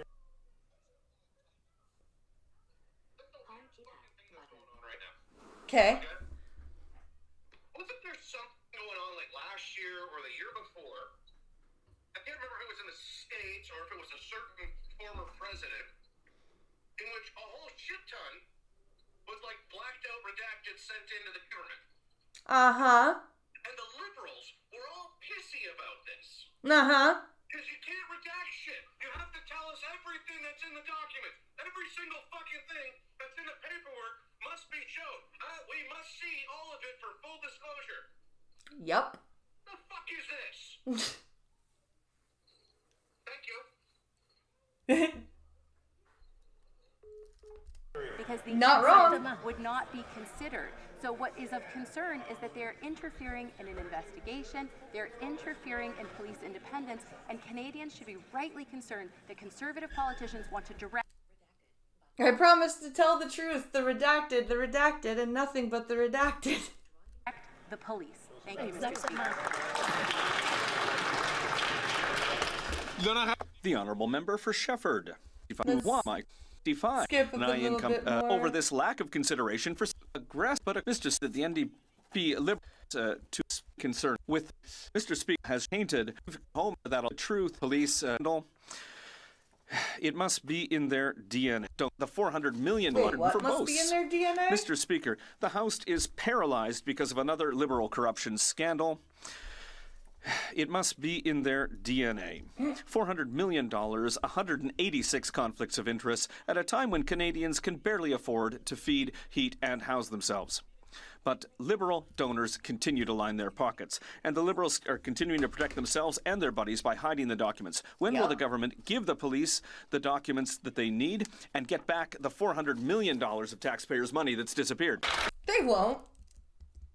That's not going to happen. The Honourable Minister of Innovation. Oh, Mr. God. Speaker, what we've seen over the last few days is concerning for all Canadians. Yes, the reality it is. Just of what we're not seeing in the the thing House that you're is that the gonna say is Conservatives concerning. are now trying to direct police services in this country. No, the fuck they're not. Stop lying. Mr. Stop Speaker, lying. in the history of Canada, what the Conservatives are trying to do is unprecedented. On this side of the House, we act responsibly. We have already provided the documents to the police, Mr. Speaker. There's been an Auditor General. Wait, I thought you said that providing documents to the police was unconstitutional. So did you provide documents to the police or did you not? Documents have been provided, but what the Conservatives are trying to do right now is put a stain on democracy and prevent this House from working in the interest of all Canadians. The honourable member from Buena Vista, Burin Trinity. Mr. Speaker, our government is taking real action to tackle the most pressing issues facing Canadians. Shut up. Don't really care about affordability less their lifetime. In fact, it's putting their life at 54 days in bereavement. up an extra $280 for people in the member. The honourable member from St. Albert, Edmonton. Okay, this guy, he's probably going to talk about the other Randy. Mr. Speaker, yesterday at the public inquiry, the Chief of Staff to the then Public Safety Minister was unwilling to explain why a CSIS warrant sat on the Minister's desk for 54 days, when according to national security officials, such a warrant is typically signed off between 4 and 10 days. That's insane. 54 days.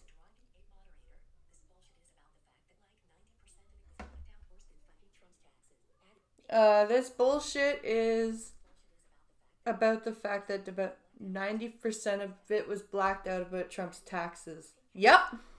It has been reported that the subject of the warrant is a former The redacted Ontario documents were Liberal given to cabinet the minister. RCMP. Does the minister really Right. expect Canadians to believe that this 54-day delay had nothing to do with the partisan interests of the Liberal Party?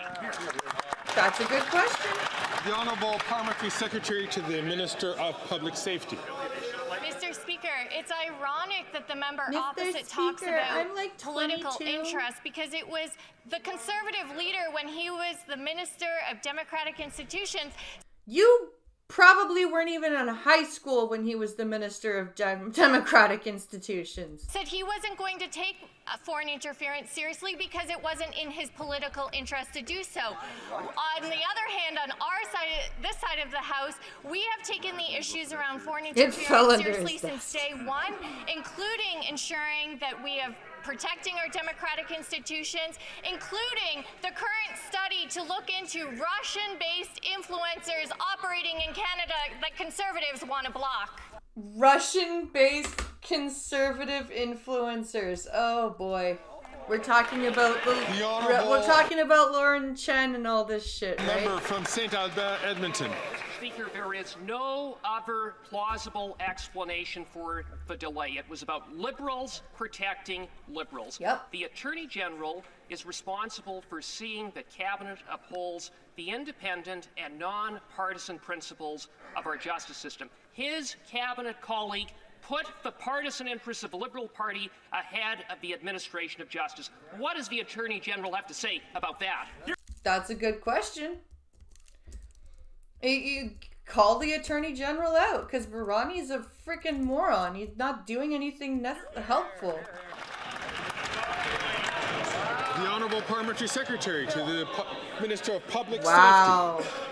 Mr. Speaker, when it comes to foreign interference, this is not a new phenomenon, but what is new to Canadians is a government that actually takes it seriously. That is precisely why we have implemented a number of measures to ensure that our democratic institutions are strengthened, to ensure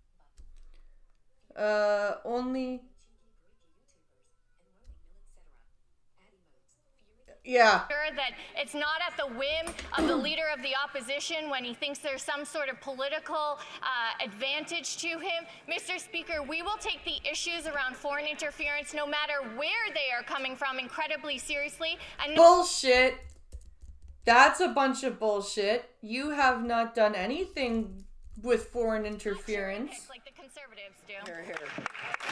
That's lies. The Honourable Member from Calgary Heritage.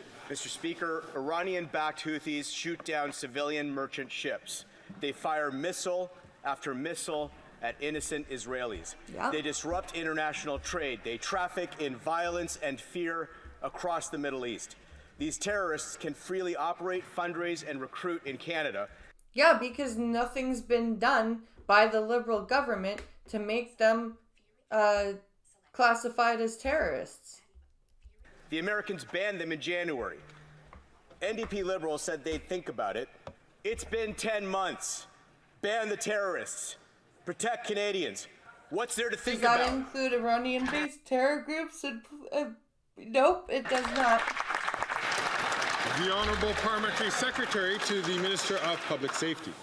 Once again, Mr. Speaker, we see that Conservatives want to play games with incredibly serious issues. Oh my we God. on this side of the House will not. What we will They do, are Mr. not Speaker, playing games. They are bringing up valid points that you are not touching. You are not dealing with. Agencies in this country who make regular terrorist listing determinations, that they have the resources they need to do just that. What resources do national you need to security declare Sammy Dune a organizations terrorist in Canada organization? Are constantly reviewing What the time terrorist do you listing, need? and the Minister of Public Safety has ensured that he is put forward for urgent review. The Honourable Member from Brampton South. Mr. Speaker, it's a World Mental Health Day. This year's theme is time to prioritize mental health in the workplace. It reminds us that we need to prioritize mental health in all of our workplaces and communities right across the country. I'm not going to say anything. I'm not going to say Everyone deserves to anything. have access to mental health services that they need. Can the Minister of Mental Health and Addiction tell this House what our government is doing to extend access to mental health services across Canada? Thank you, Mr. Speaker. The Honourable Minister for Mental Health and Addictions. Remember, it was stated that they were... that they actually are... Oh yeah, there is cognitive dissonance huge Speaker, and in thank the you to my government here. colleague for all of her advocacy on mental health. It's such an important issue to Canadians. Oh. Today is World Mental Health Day, a day to raise awareness and commit to breaking the stigma around mental health. Which you mental guys health don't is health, Mr. Speaker, care and we're about. committed to expanding access to mental health services for all Canadians. Mr. Then make it so therapy is covered by OHIP and not just like 2 or 3 sessions. Speaker, we're taking action. While our government has No, make solutions, it the opposition regional-based. only has slogans. From our government's work to creating a youth mental health fund to the 988 suicide helpline, we're taking a compassionate approach to make sure no one is left behind. Hear, hear. The Honourable Member from Edmonton Strathcona. Mr. Speaker, here are today's headlines. Israeli troops opened fire on UN peacekeepers in Lebanon. Well, were they UNRWA? Were they UNRWA? Because if they were UNRWA, yeah, I would. Hundreds of thousands of people are trapped in northern Gaza, ordered to flee with nowhere to go. Israel is planning to shut down UNRWA, and they plan on opening up futuristic Aramis-style phone booths all across Canada. No, it's not. That's not at all. Nowhere to go. Israel is planning to shut down UNRWA, and Canada's leader of the opposition says that Israel bombing a nuclear facility would be a gift to humanity. It would be. It would be a gift to humanity, because then Hezbollah and Hamas wouldn't have fucking nuclear stuff to This use. is enough. Canada needs to do everything to de-escalate, everything to build peace. We need to sanction Netanyahu, we need to have an arms embargo, and we need to recognize Palestine. I looked up the criteria for MAID and I don't even qualify. No, not till 2020. Mental health doesn't qualify till 2027. You can't get a MAID. Right now, MAID is just for terminal illness until 2027. And then it will include mental illness as a reason to get MAID. The Honourable March Parliamentary Secretary. 2027, I think. Mr. Speaker, since October 7th, Canadians have been clear that they expect us to defend Israel's security and get the hostages released. They don't ensure just international. They don't have like lineups of people seeking or getting MAID. It's not like rules that. are respected. Do everything we can for civilians to be protected and make sure that this conflict doesn't spread into a regional or international crisis. Too many it's already become a regional and international crisis, dude. The loss of innocent lives is something we have not heard conservatives talk about in this House, and I appreciate the NDP bringing it forward. This should not be controversial, That's the biggest Mr. false Speaker. dichotomy I've heard in a long fucking time.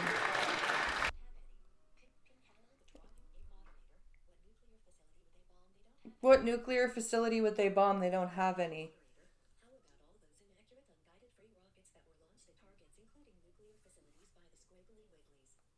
How about all those inaccurate, unguided rockets that were launched? I love how you call them squiggly wigglies. Are they gonna blow up the one Iranian nuclear plant in northern Iran? The one that George Bush went in and said, I believe there are weapons of mass destruction? The Honourable Member from Kitchener Centre. Mr. Speaker, back in April, 6 nations of the It is Caribbean already an international issue, right? had to close their community health center because of worsening black mold, first detected over a year ago. Oh, lovely. Black mold in a fucking community health center. And while Indigenous that's Services good. Canada has a responsibility to ensure 6 nations has a safe and accessible medical facility that meets their needs. Screw the minister natives. They recently don't communicated need. to They the don't community need an that they need to unmoldy apply facility. for funding and hope for the best. They're fine. Will the minister take responsibility, commit to a follow-up meeting with 6 Nations Chief Hill, and expedite a new health center? The Honourable Minister for Indigenous Services and Fedner. Mr. Speaker, I will always commit to working with First Nations leaders on their infrastructure priorities. As the member opposite knows, there is a $380 billion gap in infrastructure left after generation of neglect of First Nations communities. Oh, yes. Blame all the previous governments before you. Yes. Don't take accountability for what you haven't done already in your tenure. Just blame the previous governments. It'll be fine. Infrastructure priorities by 1,800%, Mr. Speaker. And we're going to continue to do that work. Huh? We're going to continue to be there as partners, as communities build up the infrastructure they need for today and tomorrow. You know, every time they say we'll be there, I hear the fucking Spice Girls song in my head.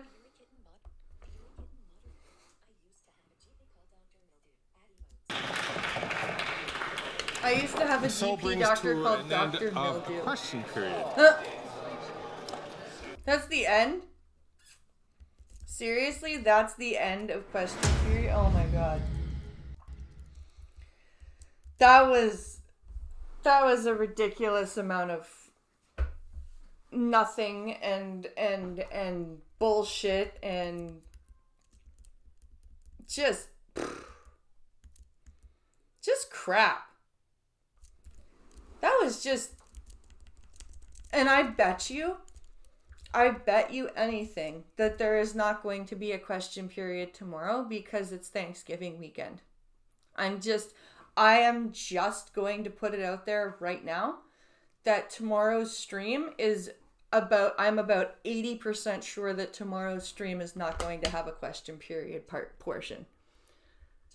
That is my prediction right now, that tomorrow's Blind Press Live is not going to have a question period component.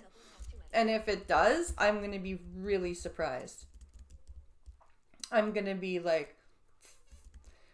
flabbergasted if and you know what it's going to be if there is a question period. It's going to be the backbenchers like it was today. That's why I don't think we're going to have one, because it was all the backbenchers. Melissa Lanceman wasn't even there to ask questions.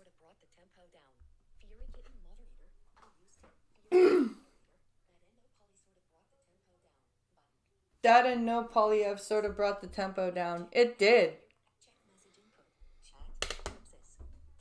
No Polyev, I think this is why they don't like having Polyev in the House of Commons, because he livens it up.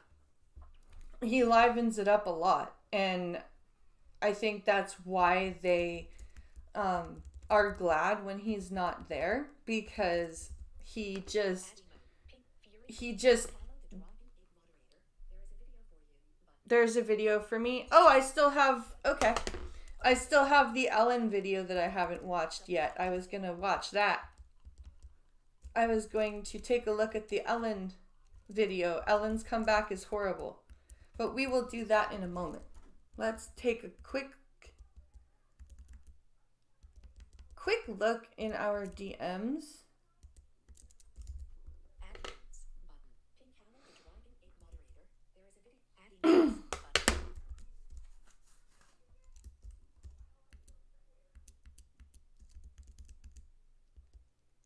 New tab.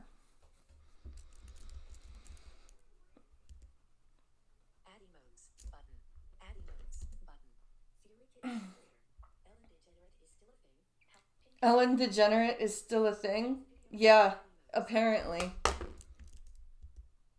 Apparently she's still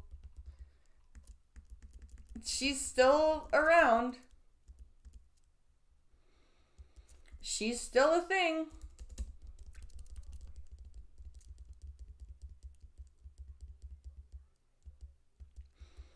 There's yeah, she's just awful.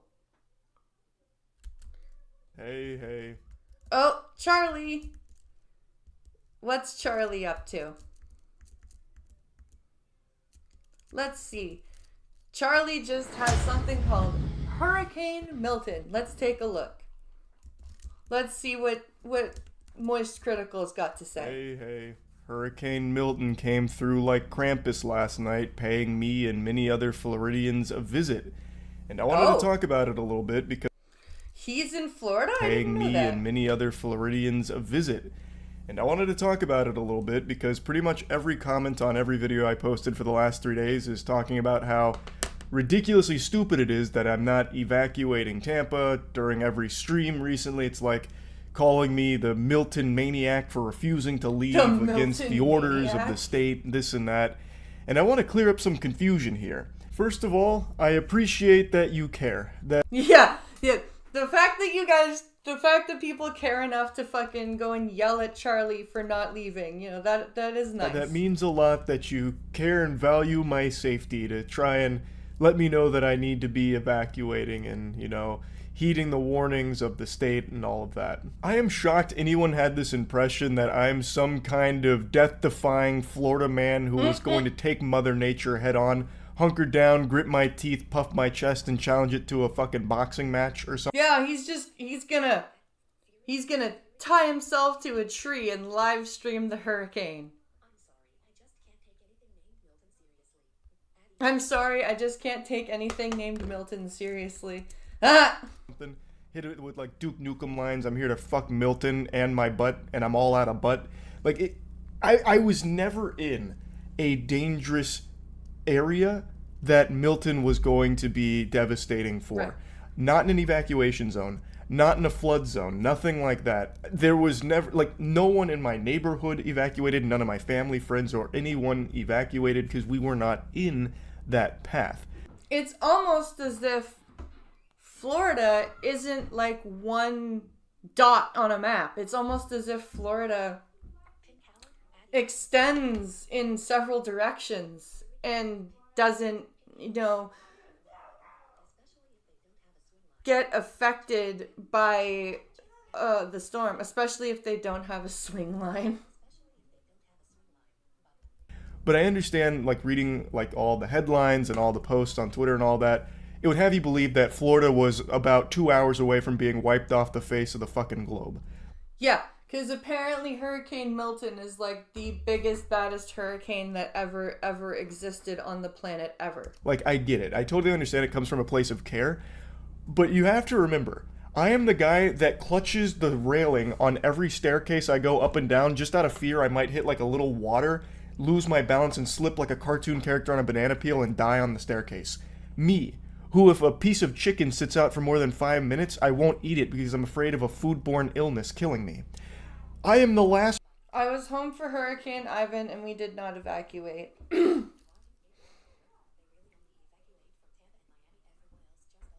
They really only evacuate from Tampa that would go and against an Miami. order Everyone to else really evacuate only if just my stays life was in put. danger. I am the last person... It's almost like it is 500 plus miles long with a variety of climates and terrain. Person that would Isn't be it? gambling with my safety Wouldn't on it be something weird? like that. So I wasn't doing anything crazy by staying. You have to remember, I've been in Florida my whole life. Across the Funny part is Milton didn't even crack the top 15. 50. It didn't even crack the top 50. 30 years I've inhabited That's this insane. corporeal dimension, I've gone through probably 30 plus hurricanes. Yeah. I am more familiar with hurricanes than I am some of my cousins.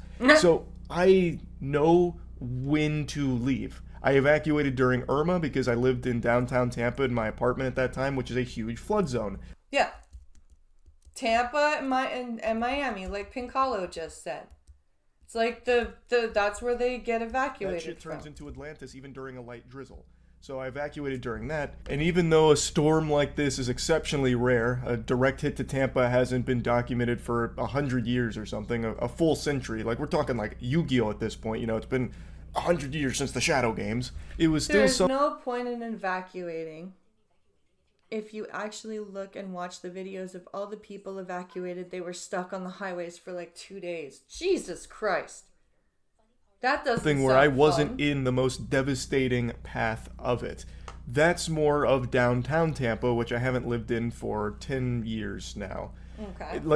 There were much worse parts of Florida that were at risk for Milton, and I was not in them. I understand everyone's concern, and I appreciate it, but I just want to clear up the confusion here that I wasn't doing anything unhinged by No. staying.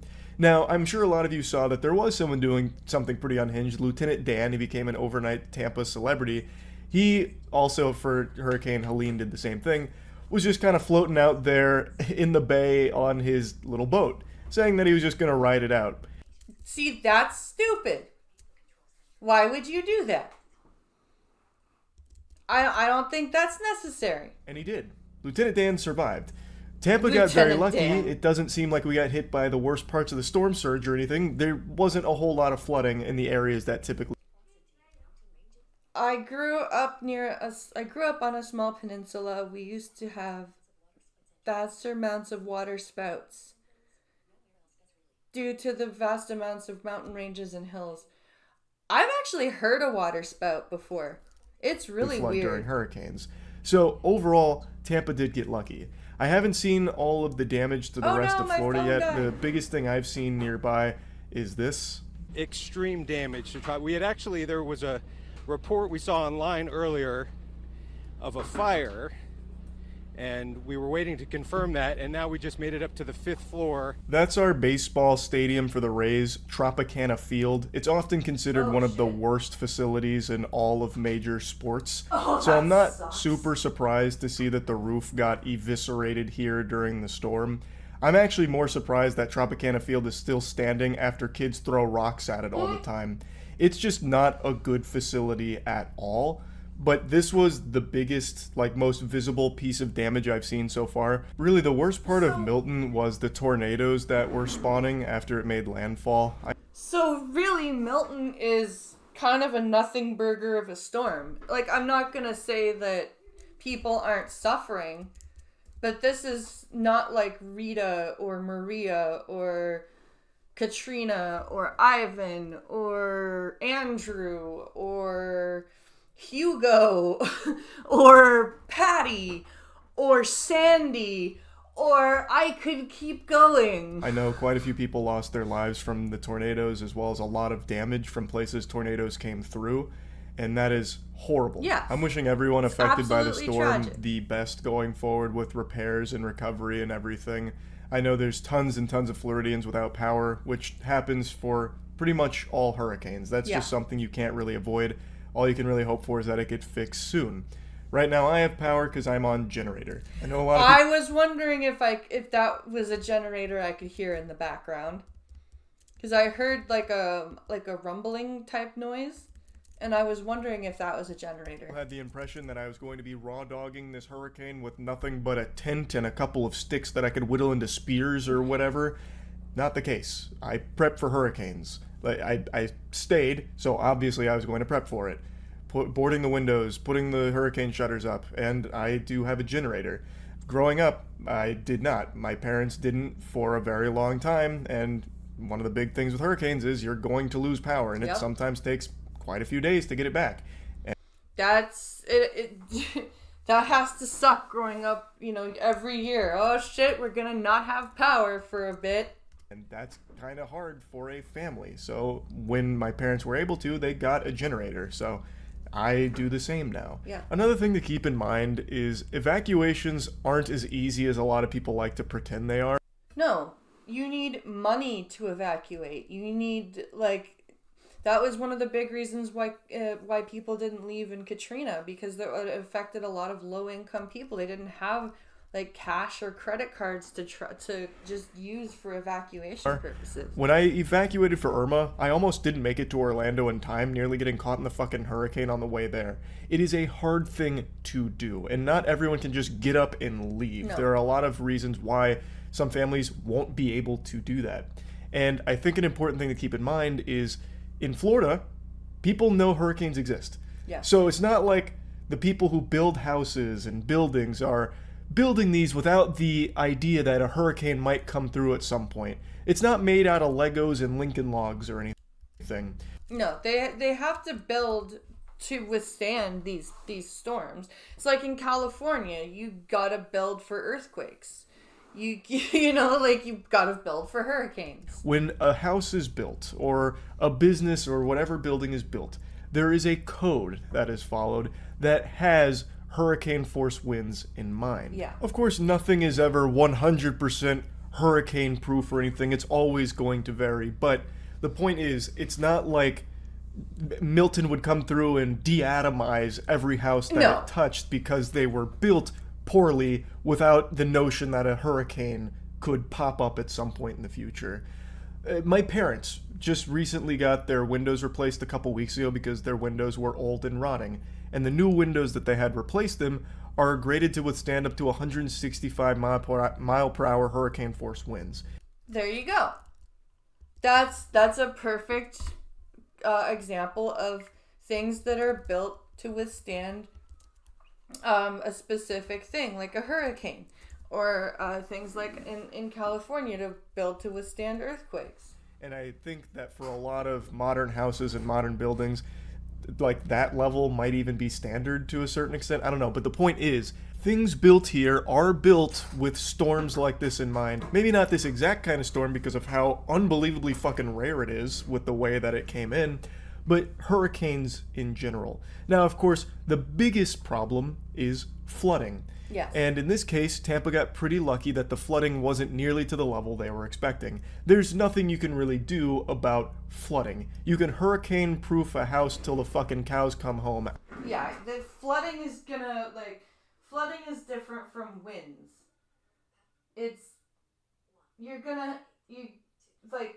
Water's gonna seep in.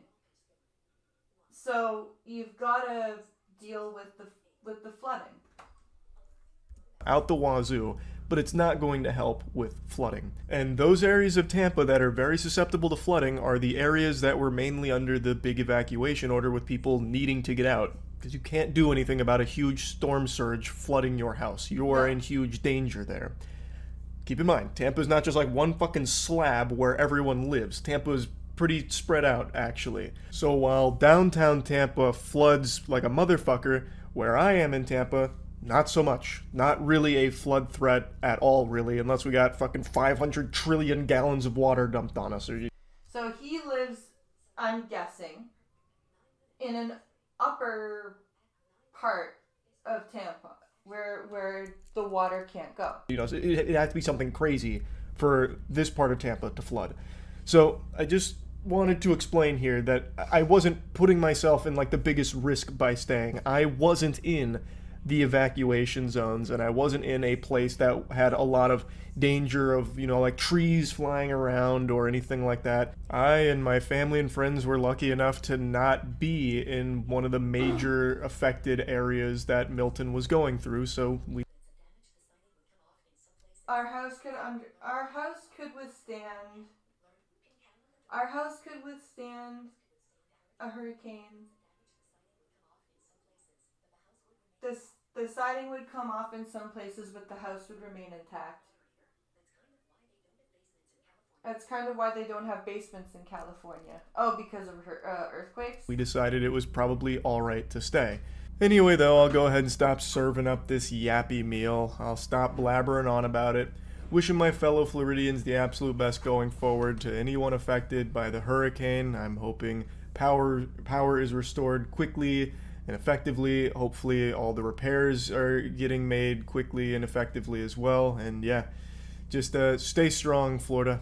That's really about it. Just kind of wanted to explain that, contrary to popular belief, I didn't do something crazy and wacky by deciding to stay and just kind of stream through a lot of it. So you weren't some wild and crazy guy? Oh my god, that's what I mean. Like, all this stuff about about Hurricane Milton, like, I'm not saying that people aren't being affected by it, but to act like it is like the strongest hurricane that has ever hurricaned is a little ridiculous. And for government, or for people to be like, there's government machines that are making this storm happen. It's like, it's almost like building codes are regional. I know, right?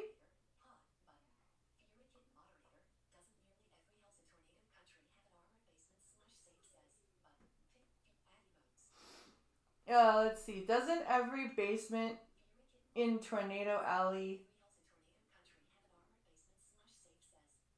Nah.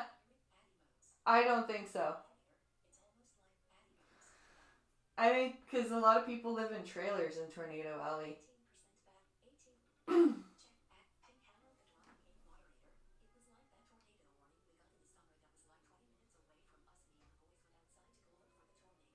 It was like that tornado warning that we got in the summer where the tornado was like 20 minutes from us. The boys and I went outside to look for the tornado.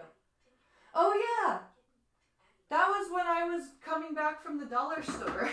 And you were like, are you good? Are you okay? There's a tornado warning coming. Are you sure you are you good? Yeah, I remember that. That was funny.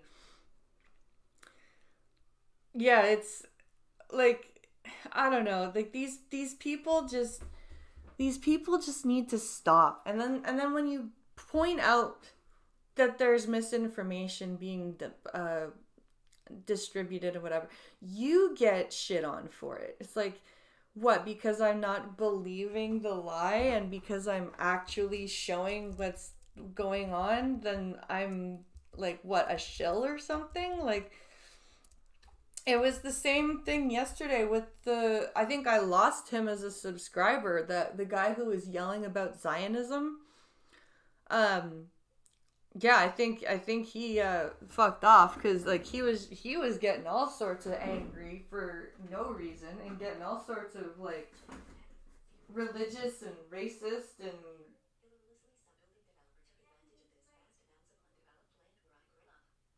it was just crazy. It was just insane. All right, we're gonna do one more video. We're gonna watch the Ellen video, and then we're gonna wrap up for the Just Chatting stream. Ellen's comeback is horrible. Let's take a quick look. Or should I save this for, you know what? I think I'm gonna save this for tomorrow. I think that's what I'm gonna do, because it's a 20-minute video. And it's almost 4 o'clock, and the scheduled end time is 4. So we're going to save that to open with tomorrow, I think. That's what we're going to do. So yeah, be prepared for there not to be a question period tomorrow. Because like I said, I'm guessing they're going to take Friday and Monday off. So be prepared for tomorrow's and Monday's stream to just be like, you know, just some regular videos, some internet stuff, because like I said, I have a feeling they fucked off home for the weekend. So I'm prepared. I'm gonna make sure that I've got a bunch of videos pulled up for tomorrow, just in case. Just to be safe, I'm gonna make sure that I've got like 6 videos pulled up instead of like 3 or 4. Just because we need to be prepared, right? We need to make sure that we're not just sitting here going, I don't know what to watch, I don't know what to do. So yeah, that's what I'm gonna make sure I have. Maybe we'll do some Code Blue Cam stuff to end the stream tomorrow. That's always fun to watch. So, with that being said, it was an interesting question period today. We did have some bullshit happen. We noticed that Trudeau wasn't there or Poilievre wasn't there. Pharmacare seems to have passed today, so that means he can prorogue Parliament and that bill doesn't get touched. So that's probably why he's stalling. We'll see if he actually... Oh my god, that tricky fucker. He's gonna, over the weekend, he's gonna prorogue Parliament. Watch. He's gonna try to prorogue Parliament over Thanksgiving weekend. That's my prediction. By Monday morning, we're gonna hear something about a prorogued Parliament.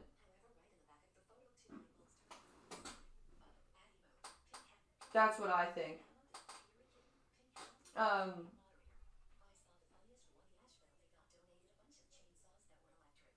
Nashville got donated a bunch of electric chainsaws.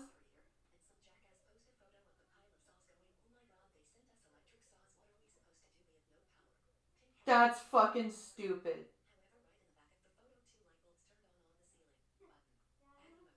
However, right in the back of the photo, 2 light bulbs turned on in the ceiling. But that's still funny. How do you deal with like electric? How do you use an electric chainsaw when there's no power, right? Like, how do you charge the battery? How do you plug it in? How do you do any of that shit? That's too funny. That is too funny. Alright, guys. I hope you guys enjoyed yourselves today with the stream. I'm going to go and make sure that both kids are alright. And I am going to be back tonight for some Mortal Kombat. So be sure you're following the Twitch channel. We've got 9 more followers to go to hit 500. So make sure you're following that. And I will see you guys around 9 o'clock for Mortal Kombat. And then, of course, we'll be back tomorrow for a Just Chatting stream. So thank you for watching. Have a fantastic day. And I'll see you later tonight. Bye, everyone.